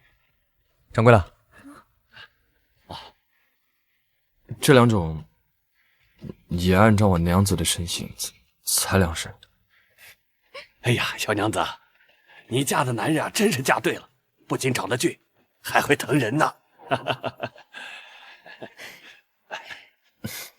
你看那两个人，两人真般配。是啊，好幸福啊！哎，那边怎么回事啊？那边怎么回事？快去看看！怎么回事？快点，快！在那边，快点！快！我们小心！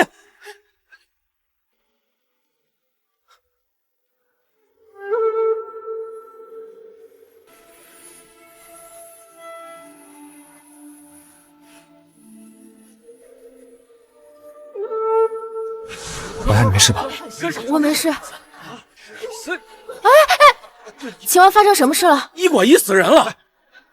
快，走！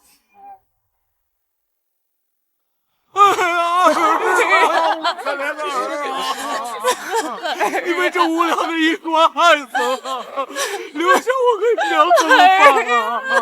我的儿啊！我儿子就是吃了你给的药方才这样的，你赔我儿子，不然我砸了你的医馆！郑同伙，你的儿子得了痘疹，我开的方子和我抓的药，你去哪儿检查都没有问题，怎么可能吃死你家儿子呢？好，不承认是吧？咱们去进官，让关老爷平反。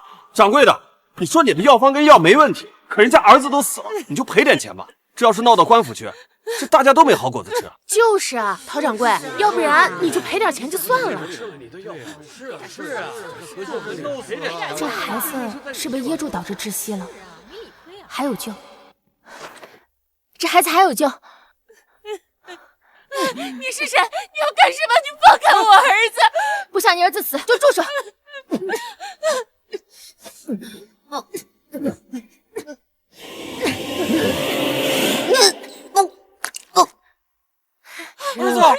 儿子！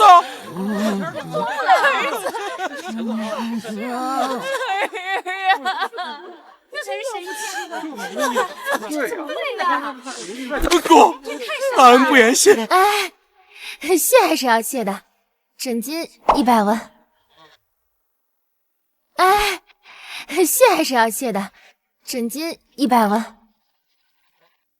当家的愣着干什么？快把诊金给小神医啊！哦，对，诊金，小神医，你救了我儿子，就是救了我们全家，这是我们全家人的一点心意。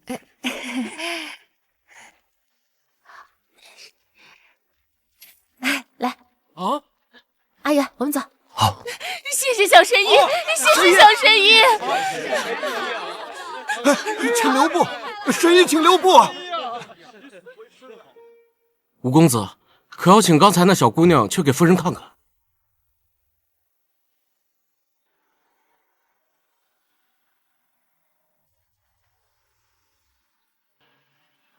不必了，那孩子只是噎着了，兴许这姑娘只是见过别人这么做，未必真懂医学。走。我有一头小毛驴，我从来也不骑。小叔小婶，你们回来啦！啊，给你带了好吃的。小雨，尝尝。谢谢小婶。好吃吧？好吃吧，小雨？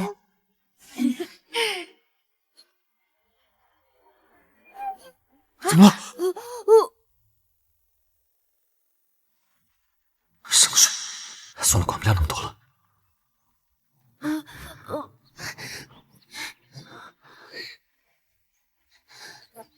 怎么样了，子儿？哎呀，已经没事了。那咱们的酒，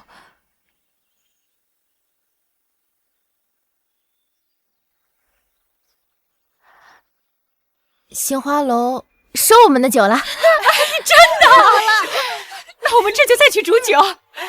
走，我去河边找大哥他们。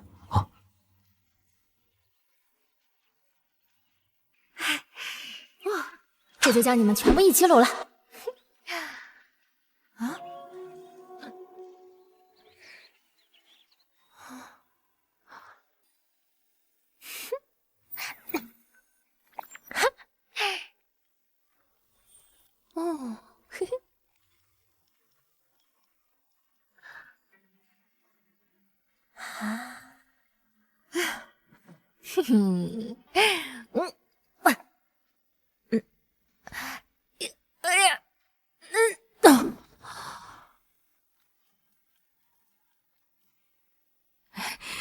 这是什么呀？这么香！锅里这是在煮什么呀？锅里这是在煮什么？香啊！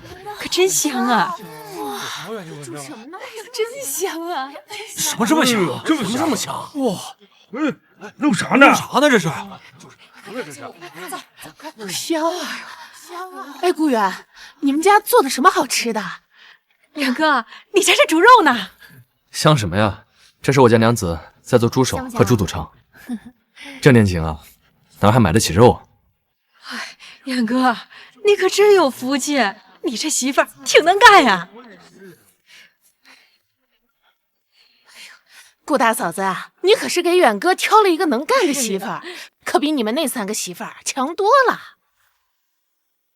大家都知道万氏这人有点小气善妒，你这么说，这不是挑拨人家关系吗？二位婶子，我们3弟妹呀，就是能干，这把我们妯娌俩人都比下去了，那也是一家人。桂花婶子，我怎么记得狗娃到了说亲的年纪，你什么时候也给狗娃找个这么能干的媳妇儿啊？哎呀，走了呀，走了。什么玩意儿？还想挑拨我和婉丫之间的关系？门儿都没有！大嫂，卤好了。哎呀，好香啊！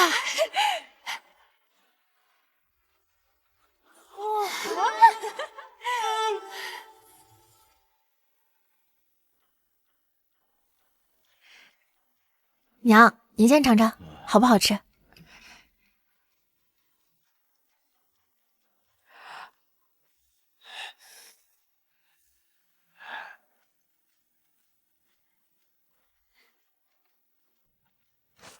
啊，来，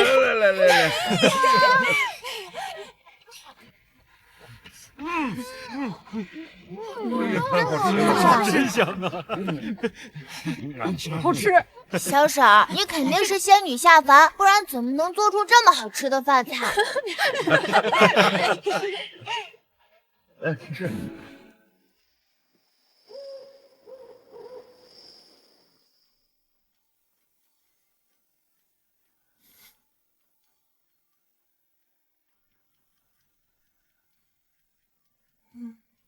怎么还不睡？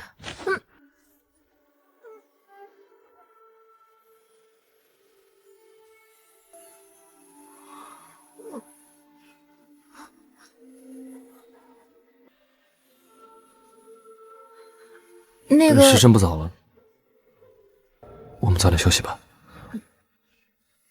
阿远这是什么意思啊？他该不会是想和我……理智，正事要紧。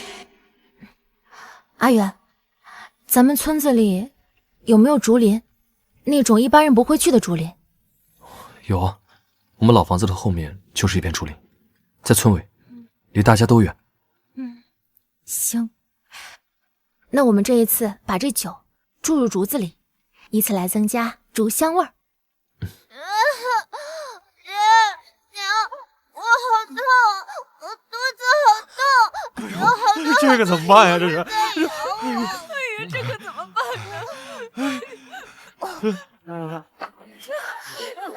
婉丫，你快看看啊，这睡得好好的，怎么突然起来就肚子疼，上吐下拉的，这可怎么办呢？是瘟疫，是瘟疫。什么？哎呀，下午还好好的，怎么就瘟疫了呢？我的儿可是娘的命根子。初步判断，子安应该是得了痢疾，能治。难道说子安上辈子是得了痢疾死的？哪里出了问题？上辈子虽然说子安感染了瘟疫死的，可是，在3个月之后，那时候村子里都死了好些人。要立即上报，让官府采取措施，子安才有希望。老三，你得救救安安呀！我能治，你先别着急上报。现在官府在处理难民的事情，没有时间来管我们的。你先去找李正，让李正告诉村民，别喝生水，下去查一查村子里的井有没有什么异常，特别是最近2天，有没有在附近大小便的，或者洗衣服。如果只有安安得了瘟疫，我有办法不让其他人感染。好，大嫂，你放心，安安能治，没事没事。婉雅，那就拜托你了。没事。李正，事情就是这样，我们先去通知大家，不要喝生水。娘，疼死我了，我好疼啊！儿啊，你等着，我这就去顾家找那丫头，看她到底给你使了什么妖法。我就是豁出命去，也非得让她把你的妖法给解了不可。叔啊，你可是虎子的亲叔啊，您得为我们孤儿寡母做主啊！叔，你是不知道啊，这顾家的远哥那天带着他家小娘子抢了我家2亩地的地契不说，还不知对我虎子使了什么妖法，害得我家虎子一直疼到现在呀。这昨天好不容易好点了，就是今天上午出去一趟，回来之后无法就又吐又拉，疼得满院子打滚啊！你说杨虎肚子痛上吐下泻，是从午饭就开始，那他肚子痛开始之后，还去过哪？回答远哥的话。那虎子都这样了，他能去哪儿啊？我也没去哪儿啊，就是今天虎子吐在衣服上了，我就去给他洗衣裳去了。在哪儿洗的？就井里打水，在井边洗的呀。哎呀，你这个祸害呀！不想你儿子死，你就和你儿子一起好好待在家里，哪儿也别去。没有我的话，你们娘2个要是走出你们家这个院子，就给我从村里滚出去！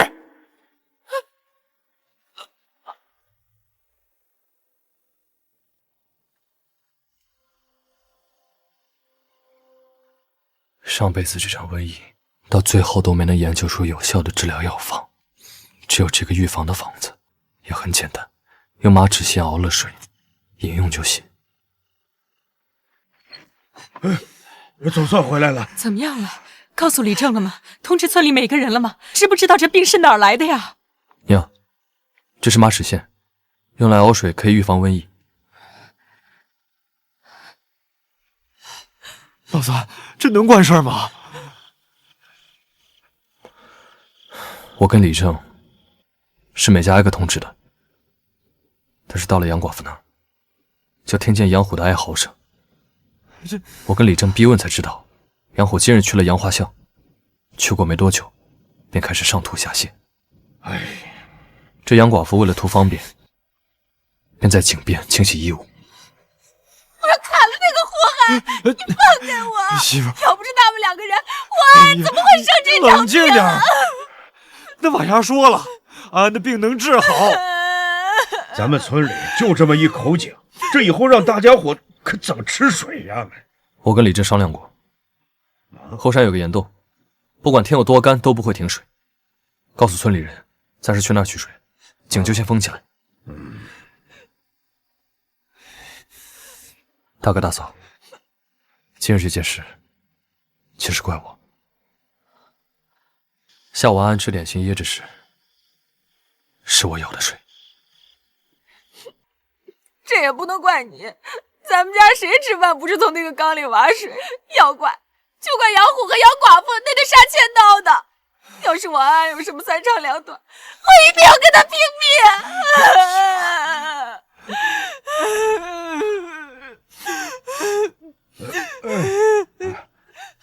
婉牙，他怎么样了？没事了，大嫂，你放心，安安她现在已经稳定下来了，都睡着了。没事就好，没事就好。大哥，阿远，看看能不能找到石灰，把大哥大嫂的房间用石灰撒一遍，然后再把安安那些秽物混着石灰都深埋在地里，把安安的衣服、被褥都要用水烫一遍。哎，行，我现在就去。走，快快快！这就去，走，上那边找去，走。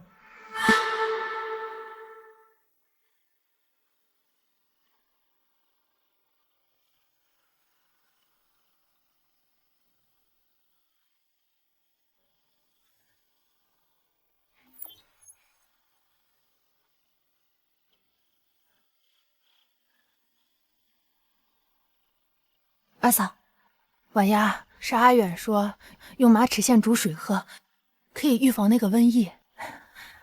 婉丫，你也忙了一天了，你赶紧回去休息吧。谢谢二嫂。没事儿，快去吧啊。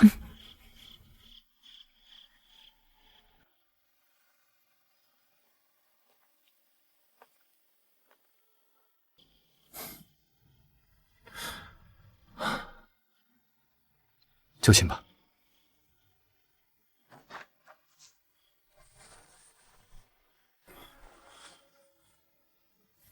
睡吧。这样也挺好。我不问他为什么知道了马齿苋可以预防痢疾，他也不问我没有任何熬汤药是怎么给安安治疗的。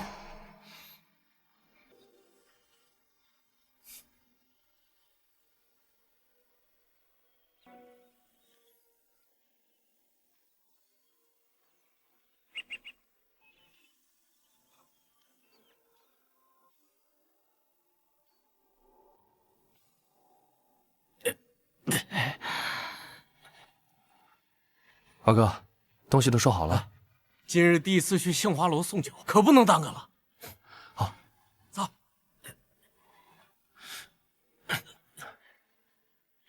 娘，我们走了。好，路上注意安全。好嘞。娘，我安昨晚累着了，让他多睡会儿，别叫醒他啊。老三，娘一直觉得你是个听话的好孩子，娘之前怎么跟你说的，你全当耳旁风。昨晚呀，又是给安安治病，又是卤肉的，你还累他。你要是这么不知道疼人，以后别跟你媳妇一起睡了。娘，我知道了啊。二哥还在外面等我呢，那我先走了啊。去吧。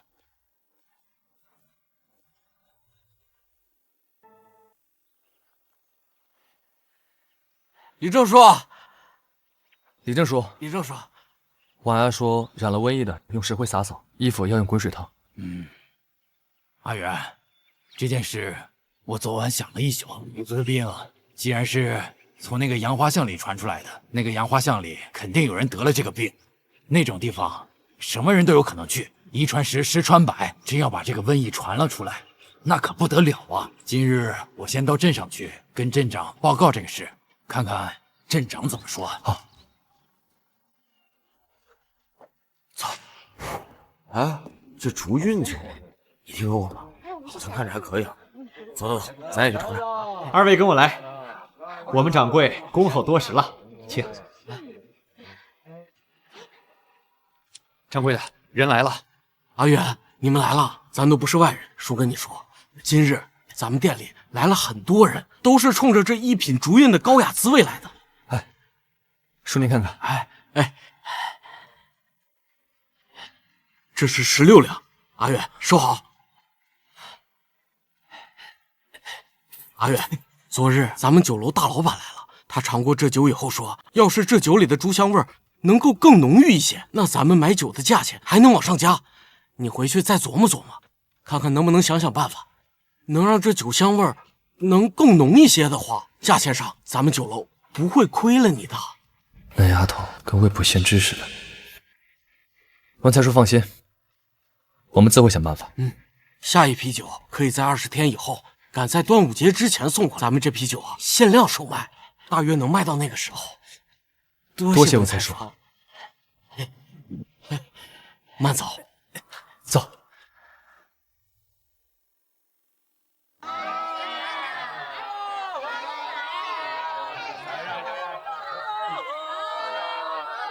阿远，当初你和婉丫说要把酒全买走的时候，我心里还犯嘀咕，这年头买那么多酒，这不是浪费钱吗？没想到这本金轻轻松松的赚回来，还赚了这么多，足足16两呢！这么成熟，阿远，你当时说那句话什么来着？书中有钱。你读了这么多书，以后肯定能挣很多钱。拿着，走。老大，这可是条大鱼啊！那袋子里少说有10几两银子，咱们什么时候动手？对，先跟上，等到没人的地方直接动手。好。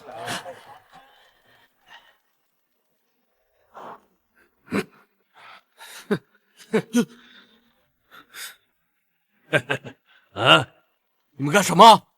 听说兄弟二人跟杏花楼做了一笔生意，赚了不少钱呢。兄弟几个手头有点紧，借点钱还我。不借，我们又不认识你。不借？你说不借就不借，这由得了你？兄弟们上！兄弟们上！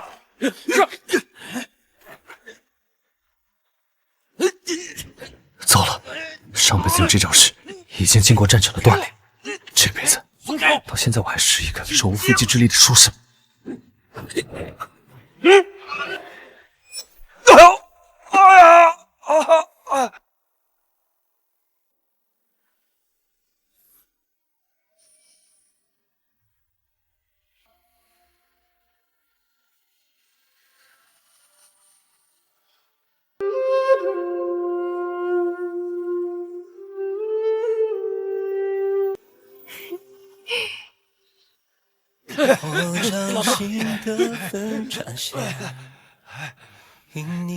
赵四，你敢动我恩公一根汗毛，我老郑今天卸你一条胳膊！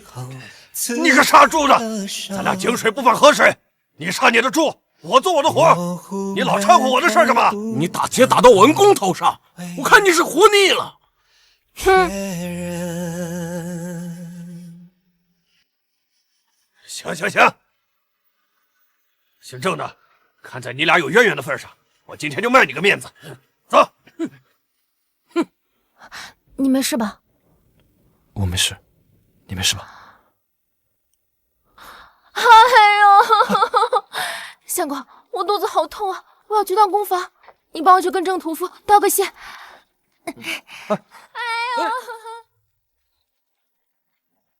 真晦气！今天好不容易逮这条大鱼，还让个杀猪的给搅黄了。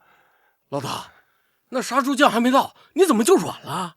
你懂个屁呀！我那是没站稳，滑了。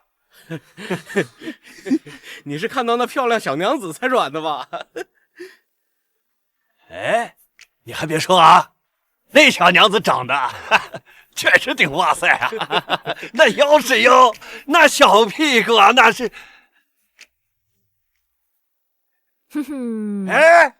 哎，那正说着小娘子呢，小娘子就来了。小娘子，我们兄弟几个就我没媳妇儿了，你要不跟我回家当媳妇儿吧？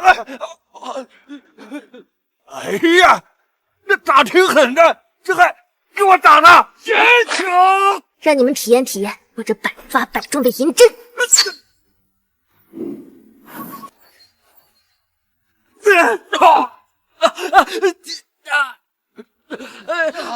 我的腿啊！你别过来啊！我很厉害了，很厉害了！我看你胆子不小嘛，抢劫居然敢抢到我相公头上！嘿嘿，女侠饶命！我以后不敢了，还想有下次？不，没以后了，再也不敢了。我明白。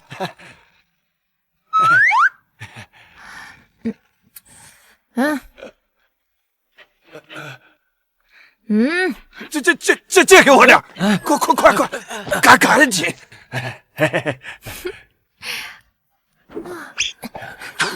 走了，我送你一下。不用啊，不送。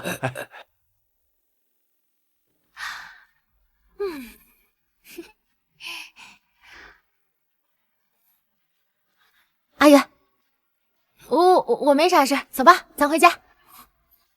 怎么到这里了？哎呀，娘的针线用完了，她让我搭隔壁牛车来买针线，差点给忘了。弟妹，你什么时候找郑大哥帮忙的呀？还有，你怎么知道我们会被那些地痞流氓欺负的呀？你们一到镇上，我就去杏花路找你们了。可我一到那，就看见一群人鬼鬼祟祟的跟着你们。我见他们人多，本来想去找同村的，结果就碰到郑大哥的肉摊子了。后面你们就都知道了。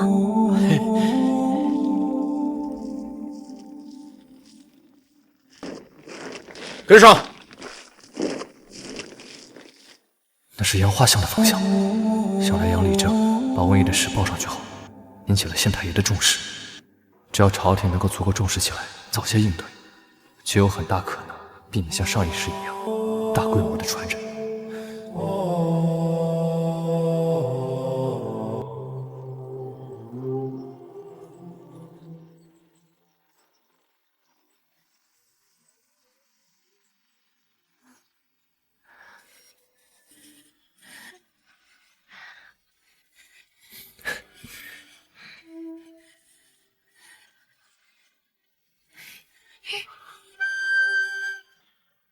咦，这儿怎么有个孩子呀？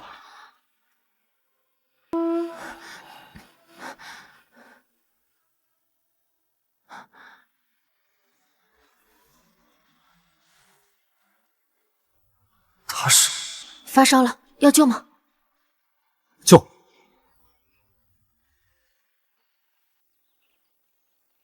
哎，婉丫回来了，娘要的针线买到没有啊？这是我们在山上捡到的，他发烧了，我先给他看看。哎，好，送到我屋里吧。嫌家里不够穷，还是嫌饭太多了？你们捡个孩子回来，我看你们就是烂好心。那外面难民那么多，你们要多管闲事，管得过来吗？你少说两句吧。一个孩子能吃多少？什么叫一个小孩能吃多少？那你看安安，哎呦，借过一下啊！大嫂，你干嘛？你泼水不会看着点啊？现在水这么金贵，有你这样泼的吗？我就是故意的啊！大嫂，你什么你，我什么我？晚丫捡个孩子回来怎么了？吃你粮食了？你也不看看自己，你现在吃的粮食是晚丫挣钱买的，你吃的猪肉是他上山打的。他捡个孩子回来怎么了？难道吃的还比你多了？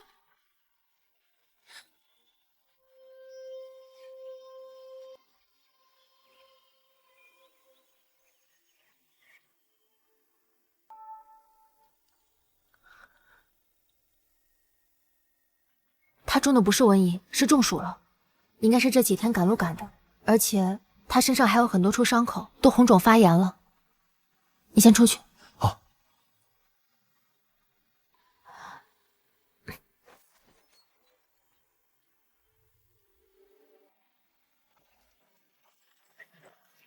哎，范大人，范大人，等等我呀！范大人。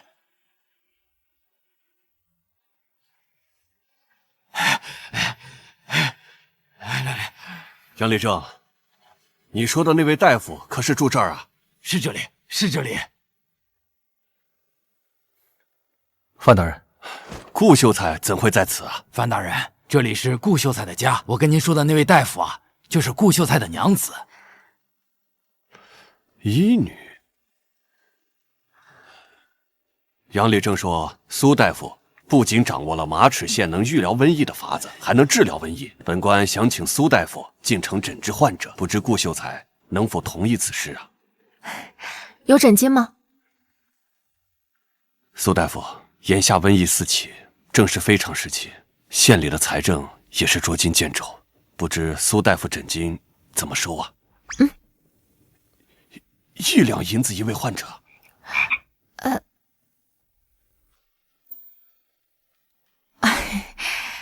1文钱。苏大夫高风亮节，本官佩服。小意思。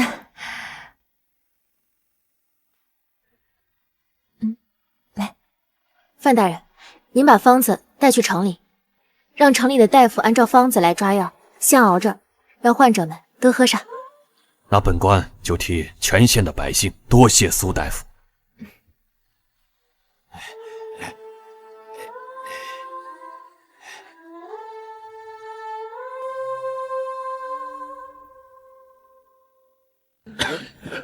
来，这边，小心点啊！慢点，快，去里边。让一下，来，我搀着你了。快去里边啊！小心。二位来了。范大人，你让人找些生石灰，把这些患者的家里都用生石灰洒扫一遍。顾远，衙门里用这个，每天早中晚3次洒扫。顾远，来，这边，注意安全。哎，你们慢一些。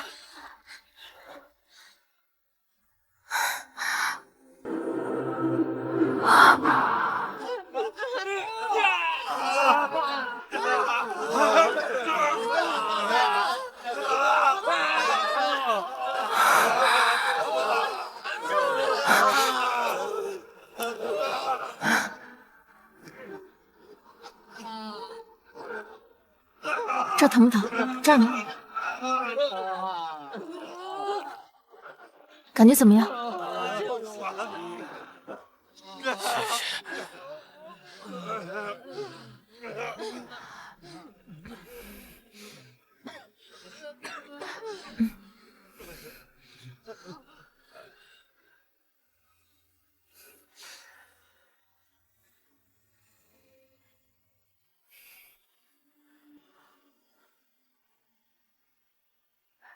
好点了没？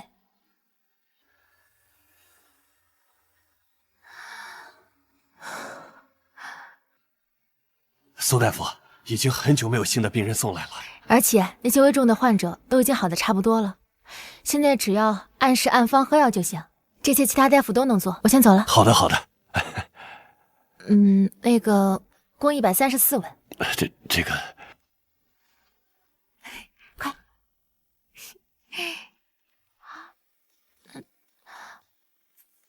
104文，范大人，你还欠我30文钱呢。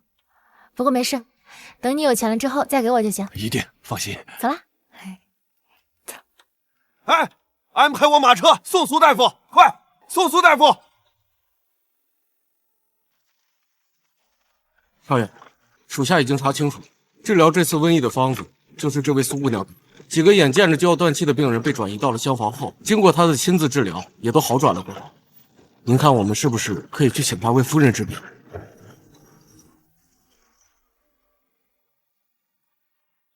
哎，在下苏长，是定北侯五公子的侍卫。我家公子有请苏姑娘到府上出诊一趟。没礼貌，不去不去，我才不去。走。哎，哼，苏长，不得无礼。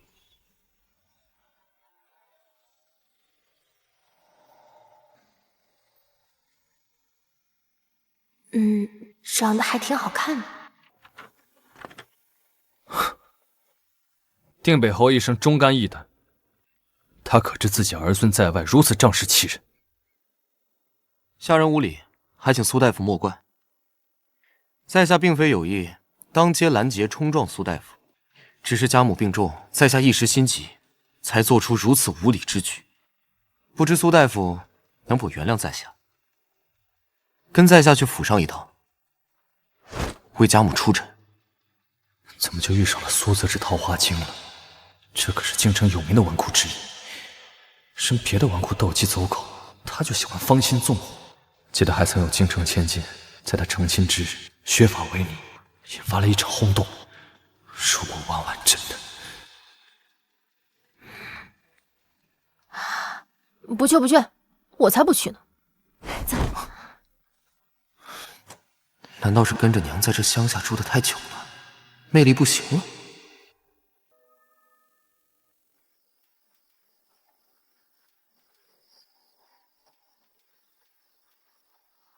爹爹，娘亲。哎，景儿，慢点慢点。景儿，婉丫回来了。你们是景儿的爹爹娘亲吗？不，我不是你娘亲，但我是你的姐姐。那他是我哥哥吗？他是你的姐夫。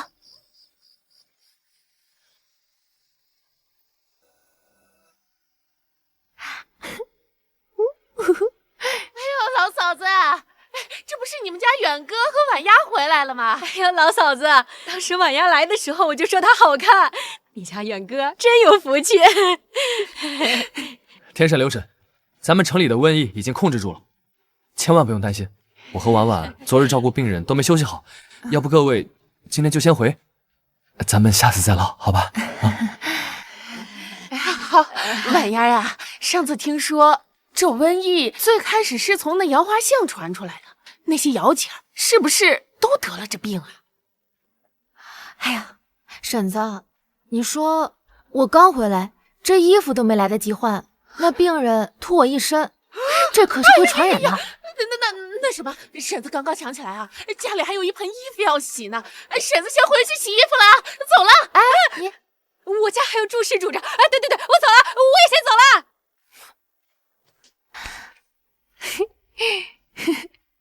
回去吧。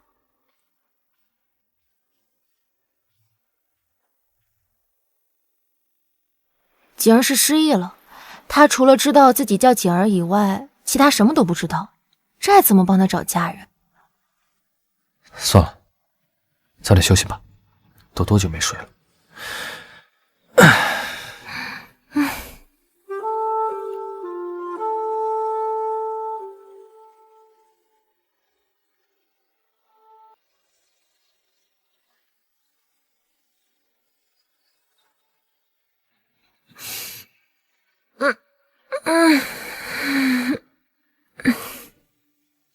少抽点烟。呀，外面怎么了？奶奶，我小叔做的那个成了，真的！我从大河里哗啦哗啦被拽上来，可清亮了。真的？我们终于成功了！真的！水车终于做出来了，娘，我们努力没有白费。哎呀，阿远的水车成了，以后啊，地里不会缺水了。今天炒个肉，咱们大家一起庆祝一下。好，给我鼓2两酒来。走。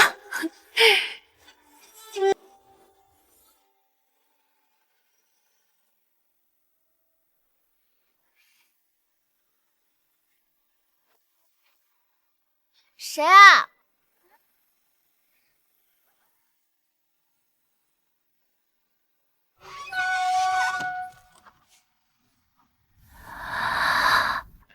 敢问苏姑娘可是住在这儿？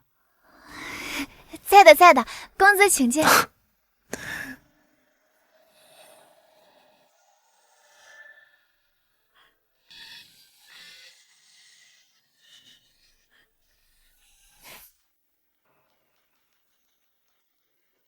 苏姑娘，请问苏姑娘究竟怎样才愿意出手？五公子在京城是出了名的暴脾气，何时见过如此一面？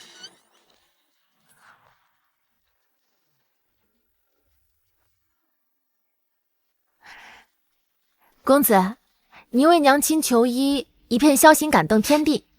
这出诊的事情嘛，好说。臭丫头，故意的是吧？为了母亲，小爷我今天就先忍了。就是这出诊嘛，肯定会耽误咱家干活。要不这样，你去把我地里的玉米给移栽了，我就可以出诊了，怎么样？这事简单，苏长，你去。我家这地说不大，但是也不小。如果一个人干的话，干到明天早上都干不完。如果你想让你娘亲早点治疗的话，就帮你侍卫一起去干吧。妍妍，你把他俩带到咱家地里。行，跟我来吧。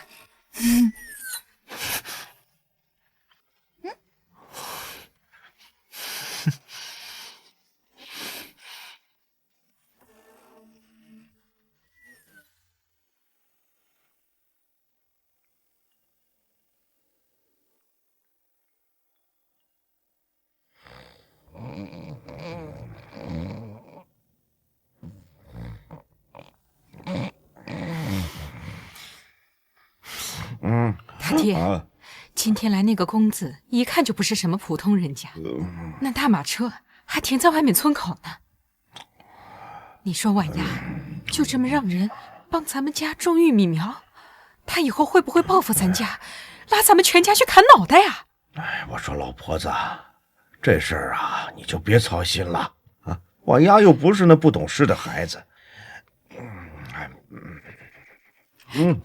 快去开门！臭丫头，给小妖滚出来！来了。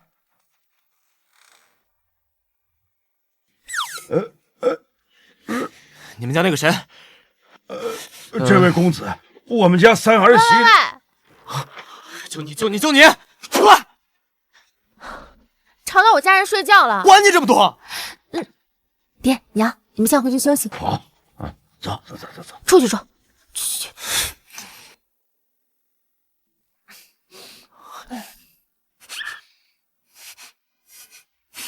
灶房有热水，你洗干净了，我再给你去出诊。臭丫头，算你有点良心，还知道给我烧热水。臭丫头，我告诉你，你最好能治我娘亲的病，否则……什么意思啊？诊金100两，先给钱再治病。如果我没记错，这臭丫头上次救那个屠户儿子只要了100文诊金，这次跟范学如去治瘟疫，一个病人也才收1文钱，现在她居然开口要100两，治不治了？不治我可走喽！站住！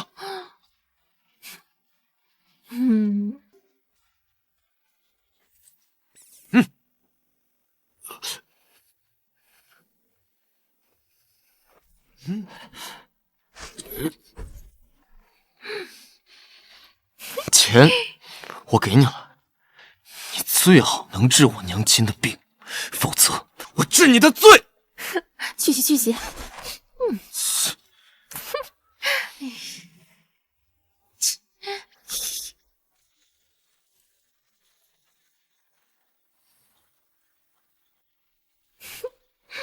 真骚包。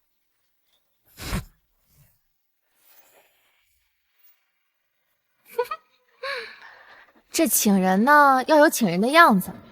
我现在可是有妇之夫，你把他赶下车，那我就不去喽。臭丫头，以为小爷我不敢弄死你是？五公子，杀人是犯法的。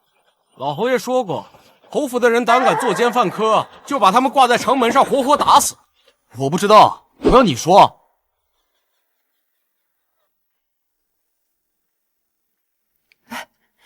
公子，张嬷嬷，您怎么等在这儿？我娘又病急了吗？没有，夫人好好的，已经歇下了。是因为公子久久未归，夫人放心不下，这才让老奴在这儿等公子。哦，嬷嬷，这位是我新寻得的神医，等娘醒了，我就带她去给娘看看。这姑娘怎么瞧着这么眼熟啊？这么年轻，怎么可能会是神医呀？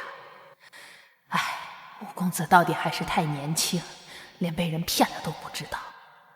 不过到底是五公子的一番孝心，那就请两位先跟老奴去客房休息，等夫人醒了。嬷嬷，五公子，夫人又不好了。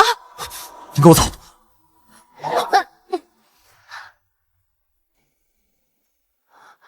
苏公子，请带路。怎么回事？这臭丫头明明就比京城任何一个千金小姐都讨厌，可我莫名其妙就觉得这个丫头很亲近。刚才很自然的就想，明明我跟这丫头总共也没见2面。少爷，快走吧。走吧。五公子刚才是要去拉苏大夫的。五公子不是最讨厌女人碰到他了吗？居然会主动想去拉一个女人。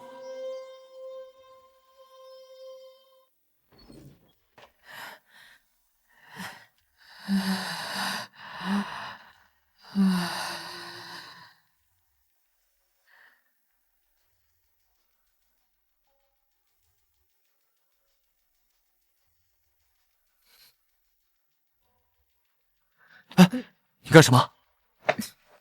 这夫人得的是心疾，我不听心跳怎么治疗？上一边去。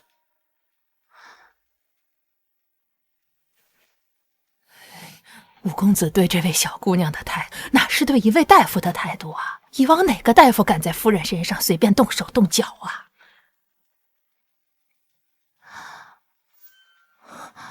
侯夫人身上的症状是典型的扩张性心肌病的症状，一般都需要做手术，尤其是侯夫人这种已经经常呼吸困难的。但现在在古代，别说这种方法大家能不能接受，就是现在条件也不成熟。苏公子，能不能劳烦您给我端杯水来？这丫头又使唤我，而我居然完全没有意识的就乖乖听这丫头的话。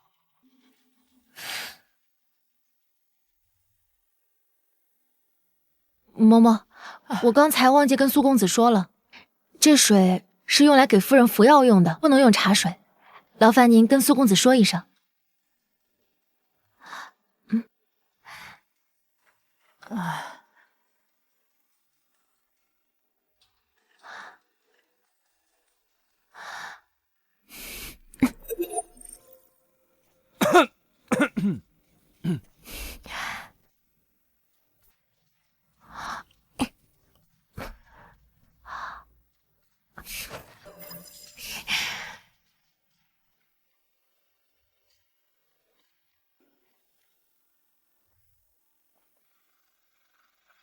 这个药1天1次，一次2颗。夫人犯病的时候，只要拿这个药给她服用就可以了。走了。等会儿，你打算就这么走了？不然呢？哦，你要留我吃饭？你就给2瓶药，也不说病人得了什么病，也不说要吃多久药才能好，就这么走，不合适吧？这夫人患的是扩张性心肌病，简单来说就是心急，但她无法用吃药来痊愈，想要痊愈只能靠手术。什么手术？简单的来说呢，只需要把夫人的胸膛剖开，然后把心脏淤积的地方清理干净就可以了。等会儿，又怎么了？现在天还没亮，你们天亮再走，在这留宿一晚。哎，我可不是关心你们啊，你们好歹也是来给我娘看病的，要是回去的路上出了点什么事儿，别坏了侯府的名声。哎，是啊，苏大夫、顾公子，现在世道不好，天亮再走吧。啊，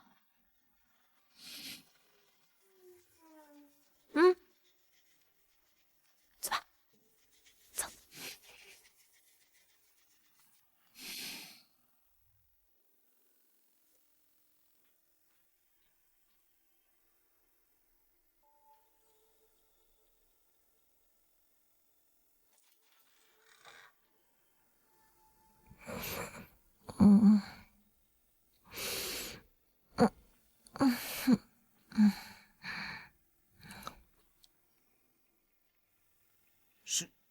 公子，你是不是喜欢苏姑娘？憨货，你想吓死本公子？开玩笑，本公子怎么可能喜欢那个臭丫头？这香也是臭丫头。我就是可惜，一朵鲜花倒插牛粪上。他那相公明明12岁就考中了秀才，哎，就被山匪打劫了一次，书也不读了，就在家里耕田，一点上进心都没有，根本配不上他。那公子，你觉得谁能配得上苏大夫？就我认识的人里面，暂时没人能配得上那丫头。那这些人当中，也包括公子您？哎，我说苏长，你是不是最近脑子吃坏了啊？我说了，我对他没意思，没意思，听不听得懂人话啊？没意思，没意思，你管人家配不配得上？这我也想不通啊。那丫头给我一种很奇怪的感觉，她做的事儿啊，明明我应该很讨厌她才对，却怎么也讨厌不起来，还忍不住关心她，就好像对妹妹一样。对，这话说的，就好像您对您妹妹有多好一样，跟六小姐说一句话都不耐烦的主。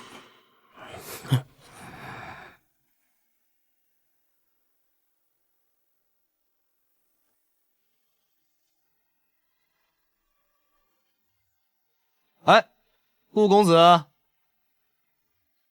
大半夜的不睡觉，在院子里瞎逛什么？不会是找不到公房了吧？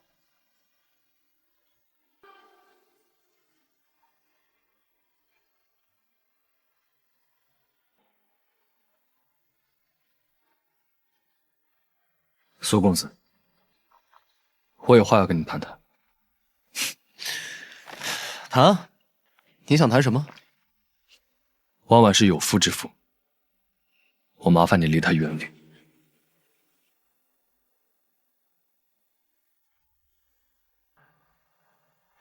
我居然被一个胸无大志的山里汉给唬住了！哼，本公子对有妇之妇没兴趣，更何况那丫头长得还丑。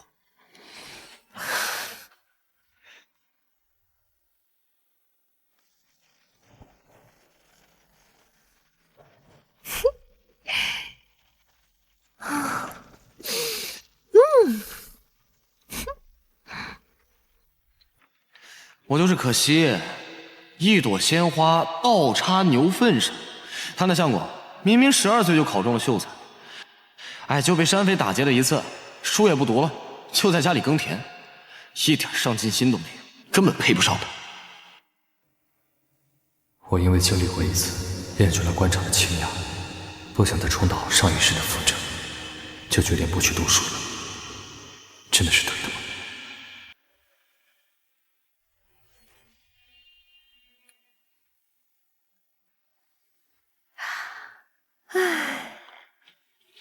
婉婉，你希望我继续读书吗？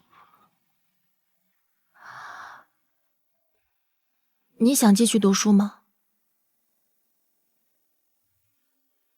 我刚回来时很坚定，这辈子再不科举，再不踏入官场，就是平平淡淡的做个庄稼人。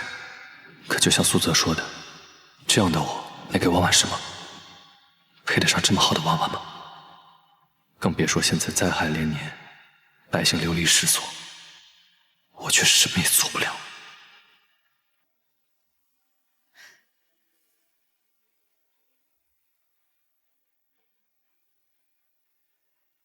穷则独善其身，达则兼济天下。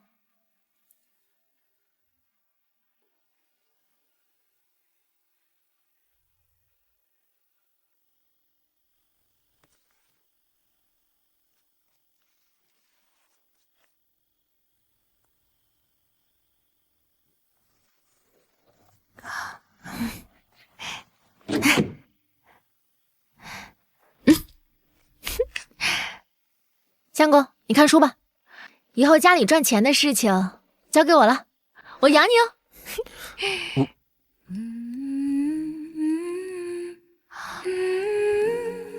相公，你不想为我争个诰命？你不想？想。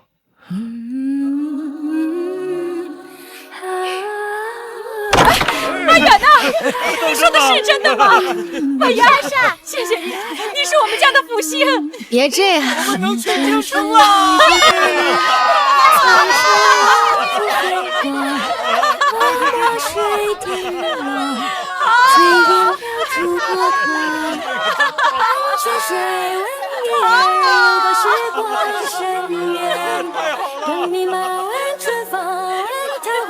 想要风和自由，归田园把夕阳外，孤岛上七七分尺的奔跑，奔赴那春日的誓言，长亭下。